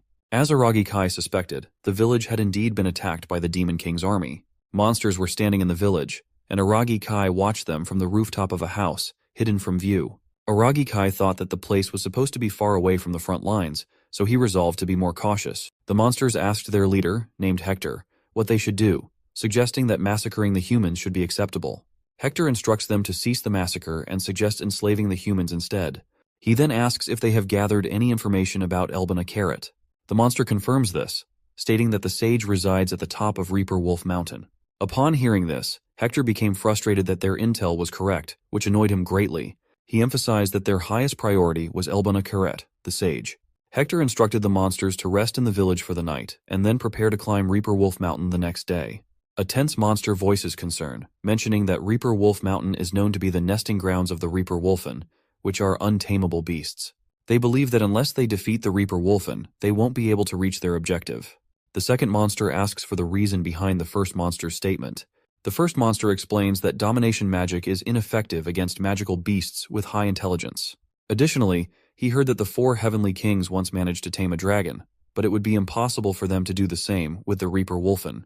Hector also mentioned that he wasn't particularly skilled in magic, so discussing abilities they didn't possess was pointless. Their only viable option was to defeat the untamable magical beast. The other monsters agreed with Hector's assessment. Seeing this, Araki Kai concludes that the entire group is well organized under Hector's command, and wonders if this organization is due to the influence of the high-ranking demon. When Araki Kai checks Hector's status, he learns that Hector is one of the very few high-ranking demons in the Demon King's army. Realizing this, Araki Kai understands that it would be extremely challenging to confront Hector directly in battle. Suddenly, Hector also felt that someone was watching him, so he instructed the monster to go and investigate, sensing that someone was lurking around. Araki Kai was impressed to see that Hector's senses were remarkably sharp. The monsters were searching for Araki Kai, but he was relieved because he was skilled in hiding and lurking. Suddenly, Araki Kai noticed that some humans had been captured by the monsters. They were all tied up with ropes. Despite seeing the captured villagers, Araki Kai decided not to intervene as his main objective, like the demons, was to find and meet the sage Elbana Karet. He knew he had to climb the mountain ahead of the Demon King's army. The scene changed to the highest peak of Uragano Mountain, a dangerous area also known as Reaper Wolf Mountain. Agari had somehow climbed to this point. When he checked the map, it showed no established trail, so he decided to follow the paths used by wild beasts. He also noticed that his vision was unclear and the ground seemed unstable. Despite being in a hurry, he chose to proceed with caution. As Agari moved further, he sensed someone's presence nearby and thought it might be the rumored Wolfen of Reaper Wolf Mountain. Listening closely, he discerned not 1, but 2, no, 3 distinct sounds, gradually increasing in number. Agari realized that despite the wolves being hidden, their presence was overwhelming. Suddenly, out of nowhere, Agari found himself surrounded by the wolves on all sides. They were about to attack him, but he quickly jumped up and perched himself on a nearby tree. Agari was stunned to discover the reason why many people had gone missing on the mountain. He then used his appraisal skill to assess the status of the wolves. Upon checking, he found their status to be average, with their main strength lying in their coordination. While Agari was assessing their status, one wolfen charged towards the tree and broke it in the middle. Agari knew he had to act quickly, so he grabbed a leaf, infused it with mana, and then used it to attack the wolfen. Within seconds, the wolfen died after being cut in half. More wolfen tried to attack Agari, but each time he used the leaf to strike them down.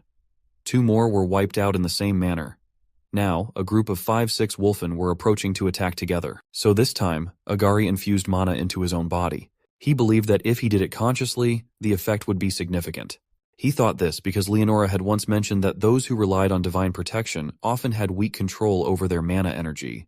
He also remembered Leonora's words, where she had mentioned that those who constantly relied on divine protection were not accustomed to controlling mana at all. In her view, they were nothing but weaklings, which was why she could control them all. That's why they couldn't resist Leonora's enslavement magic back then. Agari knew he had to improve to overcome his weakness. He believed that mastering mana control would also enhance his resistance against enemy magic. He also realized that mana wasn't as powerful as divine protection, but if he wanted to become stronger in this new world, he knew he had to learn it. Agari decided to continue fighting the wolfen and practice mana control while climbing the mountain. Suddenly, Agari sensed something and quickly arrived at that location. He headed towards the leader of the wolfen, and upon reaching, he asked the wolfen to confirm. The other wolfen were confused about what Agari was attempting to do. But when the leader wolfen tried to attack Agari, he swiftly defended himself and defeated the wolfen without hesitation. As Agari looked up, he noticed that as soon as he defeated their leader, all the wolfen ran away. After all, it was the strongest magical beast of their pack. After that, Agari chased after the remaining wolfen by himself. Suddenly, to his shock, something special happened. He saw a red-colored copy version of the wolfen. Seeing this, Agari wondered if his skill was predicting the trajectory of the wolves' movements. His guess proved correct. It was indeed predicting the future trajectories. With this ability, he swiftly defeated 2 more wolves. Agari realized that with his predictive ability, he could see roughly 1 second into the future. Seeing this, the remaining wolves were frightened. However, Agari told them not to dare run away and instead join him in training a little longer. After some time, Agari had wiped out all the wolves. When he checked his own status, he discovered that his new skill, Divine Protection of Foresight, helped him see the future moves of his enemies. Agari then reflected on how, when he received the weak point detection skill, his appraisal skill also leveled up. This progression essentially upgraded his blessings from normal to enhanced, as appraisal now allowed him to see everything in sight. Exhausted, Agari decided to take some rest. Suddenly, he felt something and wondered if the Demon King's army had arrived. He abandoned his plan to rest and hurried towards the source of the presence he felt. The scene shifted to near the mountain peak, where monsters had captured an elven girl named Mare. Hector expressed his admiration for her persistence, noting it was to be expected from a disciple of the sage. He then declared that it was the end for her and ordered his monsters to eliminate the elven girl. Mare was about to say something when she was suddenly attacked by the monster. To everyone's surprise, Agari arrived and swiftly helped her dodge the attack by carrying her in his arms. Mare was stunned to see a human saving her. Confused, the monster asked Agari who he was, whether he was a new enemy. Agari understood that there were a total of 10 monsters, with their leader Hector being a high-ranking demon. Mare asked Agari why he helped her. Agari responded by asking if she was a disciple of Sage Elbina Karet. When Mare confirmed that she was, Agari explained that his reason for helping her was because he had some business with Sage Elbina Karet.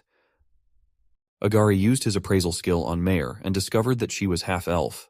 Additionally, he found that she had a spell skill in her skill set. Hector remarked that he didn't need to ask who the human was, but he was certain that Agari was definitely an enemy. He asks his monsters to kill both the elf and the human. Agari realized that in order to save the girl and earn a favor from the sage, he had to defeat those monsters. The monsters then attacked Agari, and with the help of his foresight ability, he attempted to predict their future movements.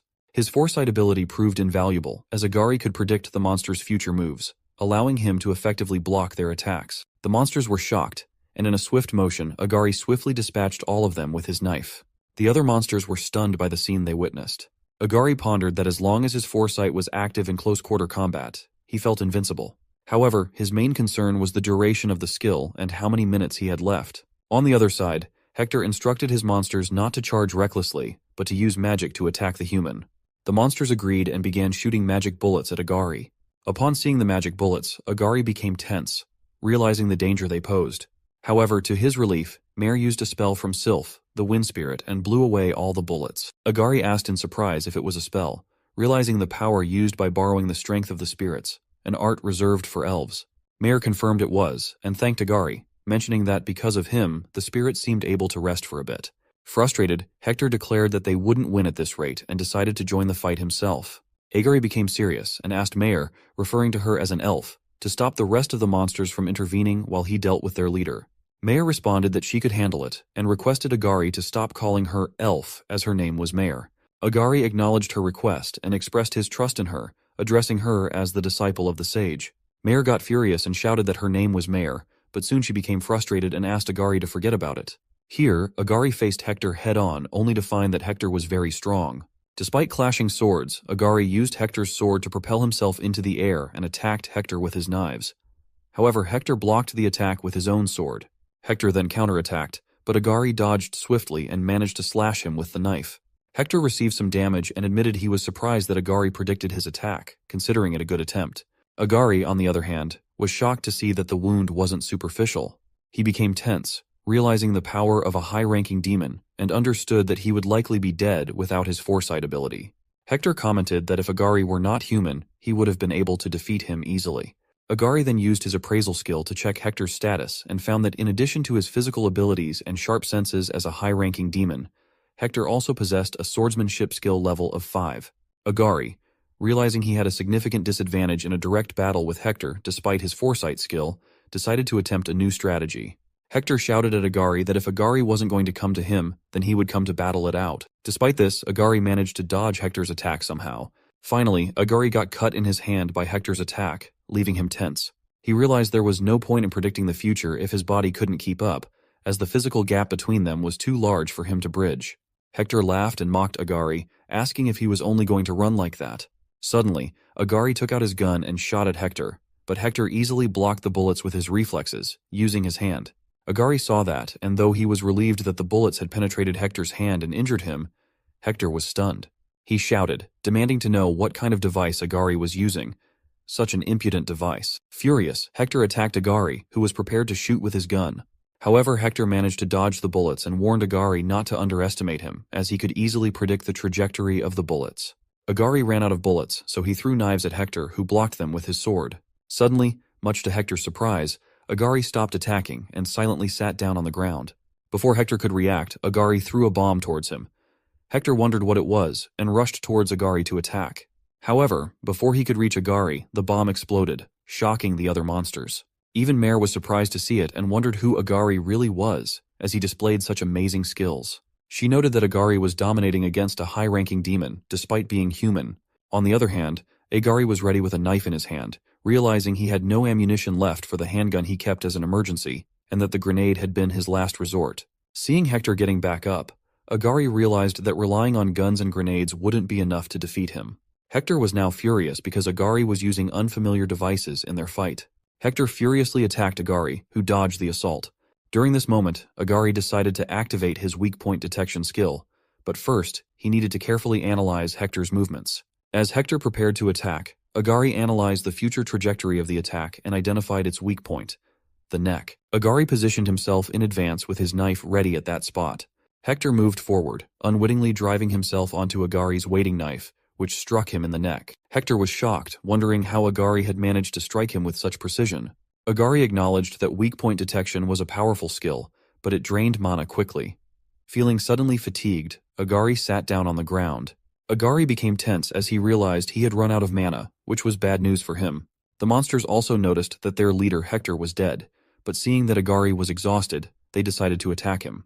Mare also became tense because her spirits were exhausted, and she wanted to help Agari, at least to repay him for saving her. As the monsters charged towards Agari, suddenly someone cast a fire spell, engulfing the entire group of monsters in flames and wiping them out. Agari noticed that the firepower from the flames was on a different level compared to Nagase Reina's. Suddenly, a voice came from Mare's side, apologizing for being late. Mare was happy to see her and addressed her as master. Hearing this, Agari realized she was the sage Elbana Karet whom he had been seeking. Elbana Karet thanked Agari, acknowledging that he seemed to have been trying to help her disciple based on the situation. Agari replies that it was just a coincidence and asks if she is the great sage Elbana Karet. Elbana Karet confirms with a yes and adds that compared to before, she is now just old and frail. Agari tried to use his appraisal skill, but his mana was too low. Still, Agari knew that the sage Elbana Karet was very strong and he would never be able to defeat her. So he guessed there was no point in hiding anything. He had to be honest with her. Elbana Karet asked Agari if he had some business with her, and he responded with a yes. Elbana Karet said that there was no reason for someone to come to her without a purpose, and she thanked him for saving her disciple. She promised to do her best to answer his questions. Mare then asked Elbana Karet if they should head back home, as the area reeked of blood and the wolves might come soon. Elbana Karet agreed with Mare and asked Agari to come along, saying he also needed some rest. Agari agreed, and while walking with them, he thought that so far the situation was favorable and helping her disciple was worth it. The scene then shifted to some time later when Agari and the others arrived at Elbana Karet's house. After entering, Mare said she was going to take a bath. Agari then asked Elbana Karet why she was living in such a remote place. Elbana Karet responded that she had several reasons, but mainly because she wanted to return to nature. Even during her retirement, many people tried to take advantage of her.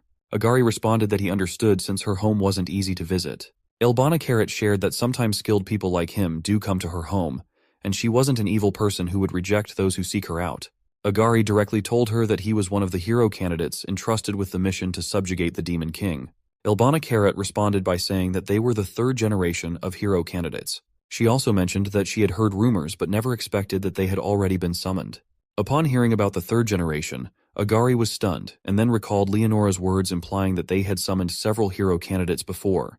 Elbana Karet mentioned that they had also summoned hero candidates roughly 4 years ago, which was their second summoning. The first summoning had occurred about 10 years ago. She shared that both generations of hero candidates had gone to subjugate the Demon King and were annihilated in the process. Since then, the ritual of summoning had been sealed off and was never to be used again. However, Saintess Leonora was planning to break the taboo and summon the third generation. Elbana Karet also said that she opposed the idea because she believed it was reckless to entrust the fate of a country to someone from another world, regardless of whether it was a god's wish or not. Agari calmly shared that he had already taken care of Leonora, so they shouldn't be able to perform another ritual to summon people from another world. Upon hearing this, Elbana Karet found it hard to believe because she thought it was impossible for him to defeat Leonora. Agari smiled and replied that there are several ways to defeat someone, even with a large gap in skill and power. Hearing this confidently, Elbana Karet laughed and responded that it seemed true, but it was still amusing for Leonora to be defeated by her own pawn. Elbina asked if she should say that Leonora had reaped what she sowed. She also mentioned that she understood Agari's wish now, as it was natural for someone to want to return home. She then said that she didn't like talking too much, so she would get straight to the point. She couldn't send them back to their home with her spells. Upon hearing this, Agari was shocked and saddened. He asked if she still had any clues about how they could return home. Elbina shared that summoning with human magic should be possible, but sending someone back wasn't feasible anymore. That knowledge had been lost for ages, as there was no reason to research it further. Agari mentioned that Leonora had said the same thing, and asked if, in short, they had to defeat the Demon King and there was no other option. Elbina responded that it was likely the case, or perhaps with the aid of some demonic arts, it might be achievable to some extent. Upon hearing about demonic arts, Agari said he guessed he needed to investigate that next. Elbina apologized for not being able to help him further and expressed her gratitude for him saving her disciple. She promised that if she found anything useful, she would let him know.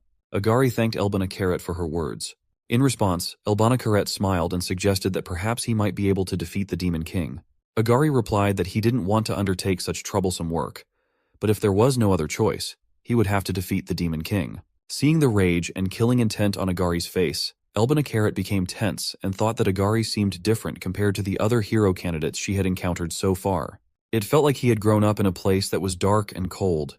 Lastly, Agari thanked Elbina for her time, and asked her to contact Siren from the Adventurers Guild if she found anything useful. Elbina then decided to entrust Mare to Agari. Just as Mare emerged from the bathroom after her bath, she suggested to Agari that he should also take a bath, considering he must have gotten dirty after climbing the mountain and the battle. Agari agreed with Mare, saying he thought she was right and decided to take a bath. Elbina interrupted them and told Agari that she had a suggestion. Agari asked what it was. Elbina then asked Agari why he didn't bring her disciple on his journey. Mare was stunned and asked if by disciple, Elbina meant her. The scene then shifted to Veldora Demonic Kingdom's eastern region, the frontline battlefield with the Holy Kingdom of Degarest, where Agari and Mare were heading towards a destination. It seemed Agari had to take Mare with him on his journey. Agari praised the weather and mentioned that he had heard the weather in the demonic territory was harsh. Mare responded that the place where they were standing used to be the territory of the Holy Kingdom until recently, and the harsh weather should be even more severe deeper into the Veldora Kingdom. Agari understood that the territory had been invaded by the Demon King's army. Mare also mentioned that around the western region of the Uragano mountain range, there's a big city called Neutrat, and there should be villages around that city. She also mentioned that currently, the city had fallen to the Demon King's army and had become the front line, which was their destination. She estimated it would take them about 2 days of walking to reach there. Agari hesitantly asked what had happened to the people who were living in that village. Mare sadly responded that half of the population had been killed, and the other half were enslaved by the demons to perform forced labor. Some people managed to escape to the other side of the mountain. Upon hearing Mare's account, Agari nodded in understanding and admired her knowledge, feeling that bringing her along on the journey was the right decision. The scene then shifted to the past when Elbina asked Agari about taking Mare on his journey. When Agari initially declined, Mare was shocked and shouted at him to at least consider her. Elbina started laughing after hearing Agari's comment and advised him not to speak like that. She pointed out that for someone who had recently arrived in this world, Mare would be quite useful due to her extensive knowledge passed down through generations. Elbina also mentioned that she had been looking for an opportunity to send Mare on a journey, but she was concerned about sending her adorable disciple alone. Hearing this, Agari looked confused and asked Elbina why she was still entrusting Mare to him, since Elbina could have taken Mare out on her own. Elbina responded that she no longer had the capability to embark on journeys herself. Despite appearing young and healthy from a human perspective, her time and abilities were limited, and then someone suddenly appeared and saved her disciple's life. Mare also expressed her appreciation, but she needed time to think. Before Mare could finish her sentence, Agari interrupted and stated that he was planning to infiltrate the demon's territory, warning that it would be a dangerous journey. He emphasized that if Mare were to slow him down, he would leave her behind. So Elbina approached Mare and reminded her that ultimately it was her decision, as it was her life after all. Mare focused on the phrase, her life, and exclaimed that she understood, declaring that she was ready to go with Agari. The scene returns to the present, where Agari tensely commented that Mare seemed tired. He reminded her that they still had a full day of walking ahead, in case she hadn't realized. Mare asked him not to expect too much from the body of a spellcaster, as she had been training herself physically the entire time, despite her magical focus. So Agari suggested they call it a day and rest. Hearing this, Mare was surprised and asked if he hadn't said he would leave her behind if she slowed him down. Agari asked Mare what kind of nonsense she was talking about, reassuring her that he wouldn't leave her behind for such a reason. He then asked her to hurry up and set up the camp, Mayor was impressed by his response and replied that she understood and would set it up in a few minutes. The scene then shifted to nighttime, with Agari and Mayor sitting around the bonfire. Mayor was eating and Agari was staring at her hesitantly. He then mentioned that she probably already understood, but the journey would soon become dangerous. And he wouldn't hesitate, even if the journey became dangerous, because he was determined to return to his home world. However, he acknowledged that Mayor might not have as compelling a reason to join him so far. Agari then asked if he was correct in assuming that Elbana Carrot wasn't lying, and that Mayor had her own reasons for joining him. Mayor responded that she didn't know how to explain it well, but she had experienced loss. Her previous home, the Elven village, had been destroyed by the Demon King's army. Upon hearing this, Agari asked if the war was supposed to be between humans and monsters. Mayor responded that such distinctions were trivial, as the demons overwhelmed all races. She explained that her father, mother, and even her little brother had been killed. She survived because her father sacrificed himself as bait to distract the monster's attention. She also recounted that during that time she couldn't do anything to help, and after the Demon King's army left the village, she was left for dead. It was then that Elbana Carrot found her and took her in, becoming her master and mentor. Agari stated that he wasn't interested in her past, he just wanted to know her goal. Mayor responded that he should have deduced it from her story. The reason she became Elbana Carrot's disciple and a spellcaster was to gain the power to defeat monsters. Mayor's eyes filled with fury and vengeance as she declared that everything she had learned from her master over the past 10 years, including her training, was all for the sake of revenge. She vowed to personally wipe out the man who had killed her family with her own hands. Agari was surprised and asked for the name of the demon. Mayor responded that it was one of the 4 heavenly kings, Wimberg, who was known as the Heavenly King of the Wind, and also one of the highest leaders in the Demon King's army. Agari then asked if the reason Mayor agreed to join him was to get closer to Wimberg. He also mentioned that for now, he didn't have any personal reason to fight against the demons. Mayor also mentioned that she didn't understand why Elbana Carrot had given her permission after meeting Agari. Since they were discussing their masters, she admitted she didn't know what Elbana Carrot was thinking, which was why she would follow Agari's instructions for the time being. Agari responded that he understood her situation. He then recalled Elbana Carrot asking him to take care of Mayor, confident that he could handle her. Agari then understood why Elbana Carrot hadn't allowed her disciple to go on a journey alone. Mayor might have risked her life aimlessly pursuing revenge. Mayor apologized to Agari for bringing up such a heavy topic and reassured him not to worry, as she didn't want to involve him in her quest for revenge. Agari understood that Mayor was determined to pursue her revenge herself. He asked Mayor to end the conversation and go to sleep, as they had to travel the next day. Mayor agreed and mentioned that she would set up spirits to keep watch. They would alert them if any monsters approached. While Mayor slept peacefully, Agari pondered about the 4 heavenly kings of the Demon King's army. He observed Mayor sleeping soundly, then quietly exited the tent. He reflected on how his previous enemy had been a high-ranking demon, and now he faced another one even stronger. Realizing they needed to become stronger before facing such powerful foes, Agari quickly decided to set aside those thoughts for now. He recognized that worrying about that wasn't productive at the moment. The scene shifted around the western corner of the Holy Kingdom's fort, where the high-ranking officials said that now, with the heroes' candidates, it's the right time to go on the offensive. Others agreed and asked where they should begin their attack. Amelia also said that attacking Fort Arliss would be a good start. It used to be their fort, so this is a chance to take it back since it is currently their frontline base. If we break them, the enemy will retreat for sure, said Heinrich. He responded that it was a reckless plan, noting that they had been on the defense until now, so why were they suddenly going on the offensive? The high-ranking officials asked Heinrich what would happen even if those hero candidates were his subordinates. Amelia said that Heinrich had a point, but the enemy might still be underestimating them for now, so they wouldn't expect a sudden offensive. She then asked Midu Shuji if his body had been discovered. Midu Shuji responded with a yes, adding that if they told him to fight, he would wield his sword. After that, Heinrich, Midu Shuji, and Hashimoto Mere headed back. Heinrich said that the plan would be executed the next day, and noted that it was rare for Amelia to be this aggressive. Hashimoto Mere asked if Heinrich thought the plan would go smoothly, noting that everyone was pretty confident back there. Midu Shuji responded that if they were going to do it anyway, it was good to be on the offensive while the enemy was still regrouping their forces. So, he believed it wasn't a mistake. Heinrich responded that they were relying too much on the hero candidate's power and abilities, which made them overconfident. He also said that although they were only reinforcing their defenses outside of their command, they couldn't disobey an order from the higher-ups. Hashimoto Mere asked tensely, "We didn't have any choice, right?" Heinrich responded, "Of course, I'll still support them as best as I can, but the hero candidates are still the key to this operation, so please tell them to get a good night's sleep." Suddenly, Midu Shuji became tense and wondered what was happening, as he suddenly had a bad feeling about it. But they didn't have any other choice. The scene then shifted to the next day near Fort Arliss, where the hero candidates and Heinrich with his team were ready to attack the fort. Nagace Rena asked why they were attacking at that hour when it was bright and morning. She questioned if a surprise attack would be more effective at night. Heinrich responded that demons could see clearly in the dark, so attacking at night might actually put them at a disadvantage. Midu Shuji mentioned that he wanted to confirm their goal, to defeat the monster's leader while the main force distracted the monsters. He pointed out that the monster's leader was likely to be a high-ranking demon. Midu Shuji told the hero candidates that he would take the lead when the battle started. He instructed them that if he wasn't nearby, they should either buy him some time or retreat. Just then, a guard approached Heinrich and informed him that there was a message from the main force, indicating it was time to begin the operation. Heinrich instructed Midu Shuji and the others to charge in. Without hesitation, everyone attacked the fort and stormed inside. Amelia shouted for everyone to annihilate the monsters. Unbeknownst to them, their actions were being observed by Stone Gaia, the king of the demon army. The scene then shifted a few seconds later, where Heinrich and some hero candidates entered the main tower of the fort.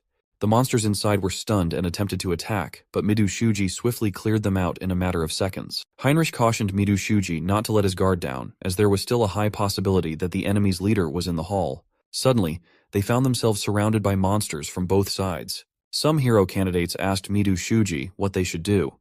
Heinrich then instructed Midu Shuji to leave their back to the 8th Night Order and proceed toward their goal. Midu Shuji agreed with Heinrich's plan and called Nagase Reina. Nagase Reina confidently replied that Midu Shuji didn't need to tell her, as she knew her role was to eliminate the monsters standing in their way. She unleashed her power, and the others joined in, swiftly defeating the monsters in front of them. Finally, when they opened the big door, they were stunned to see a humanoid figure. Sam tensely asked, "What the hell is this now?" Arashi Shunshuki also asked the Demon King if this figure was their leader. Stone Gaia then revealed that he was one of the 4 heavenly kings of the Demon King's army. Kanzaki Rin and Hashimoto Murray became tense upon hearing this. Midu Shuji also felt uneasy, realizing that the pressure emanating from Stone Gaia was far from normal. Stone Gaia drew his sword and challenged them to see who was stronger. Midu Shuji instructed everyone to get ready, but deep down he was trying to muster his courage. He knew that if they were defeated by Stone Gaia, the sacrifices made by the main force would be in vain. So they were all ready to fight, but instead of attacking, Stone Gaia sat down and touched the ground. Midu Shuji was confused, but to their surprise, an orange circle appeared around Stone Gaia. The hero candidates became tense upon seeing it. Dirt surged from the ground, summoning numerous golems that appeared before Raka and the others, shocking them. Stone Gaia then commanded the golems to attack and eliminate the hero candidates. Midu Shuji instructed everyone to hold off the golems. Narumi Yoshia responded affirmatively and began attacking with his nature power, cutting down golems with sharp leaves. Arashi Shunshuki also joined in, punching through the golems with fire blasts. Arashi Shunshuke laughed and remarked that no matter how many golems there were, those slow-moving creatures were nothing for them. However, Stone Gaia then used his magic, causing the broken golems to regenerate their bodies. Upon seeing the golems regenerate, the hero candidates were surprised and wondered how it was possible. Nevertheless, they resumed the fight, breaking down the golems only to witness them regenerate again. There was a moment when Raka was about to be accidentally struck by a golem, but to his relief, Kanzaki Rin used her domination attack to take control of some golems. However, when another person attempted to strike one of the golems, to their surprise, the golem still managed to strike back. Hashimoto Murray attacked furiously with her telekinesis, destroying the golems. However, to their frustration, the golems began regenerating again shortly afterward. Arashi Shunshuki expressed frustration, realizing there seemed to be no end to the golem's regeneration. At that moment, Narumi Yoshia recalled similar situations from manga he had read before, where defeating the summoner was often the best strategy in such cases. Narumi Yoshia suggested to Midu Shuji that they handle the golems and advised him to focus on confronting the main demon king instead. Midu Shuji responded that he understood, and he and Arashi Shunshuki would deal with the summoner. They charged furiously towards Stone Gaia to attack. Stone Gaia smiled and remarked to the hero candidates that they were underestimating him. Stone Gaia used magic again, summoning stones from the ground and hurling them toward Midu Shuji. Midu Shuji tensely tried to dodge the attack by running, but to his shock, the stones followed him wherever he moved. Midu Shuji found himself unable to avoid the stones and was hurt by them. Seeing this, everyone shouted his name in concern, but Midu Shuji reassured them that he was all right. Unbeknownst to Stone Gaia, this was actually a distraction by Midu Shuji to allow Arashi Shunshuki to sneak up behind him for a surprise attack. They succeeded in their plan, and Arashi Shinshuke managed to sneak up behind Stone Gaia and deliver a powerful punch infused with his full flame power. Everyone watched in anticipation, wondering if Arashi Shinshuke had managed to defeat the Demon King. But when the smoke and dust cleared, it revealed that Arashi Shinshuke had collided with a wall made of dust and clay. To everyone's surprise, the wall then attacked Arashi Shinshuke like a punch to his stomach, causing him to faint. Stone Gaia laughed mockingly and asked if that was all the hero candidates had in them. As the story took a brief pause, what do you think will happen next? Will Midu Shuji and the others be able to defeat Stone Gaia, or will they all perish by his hands?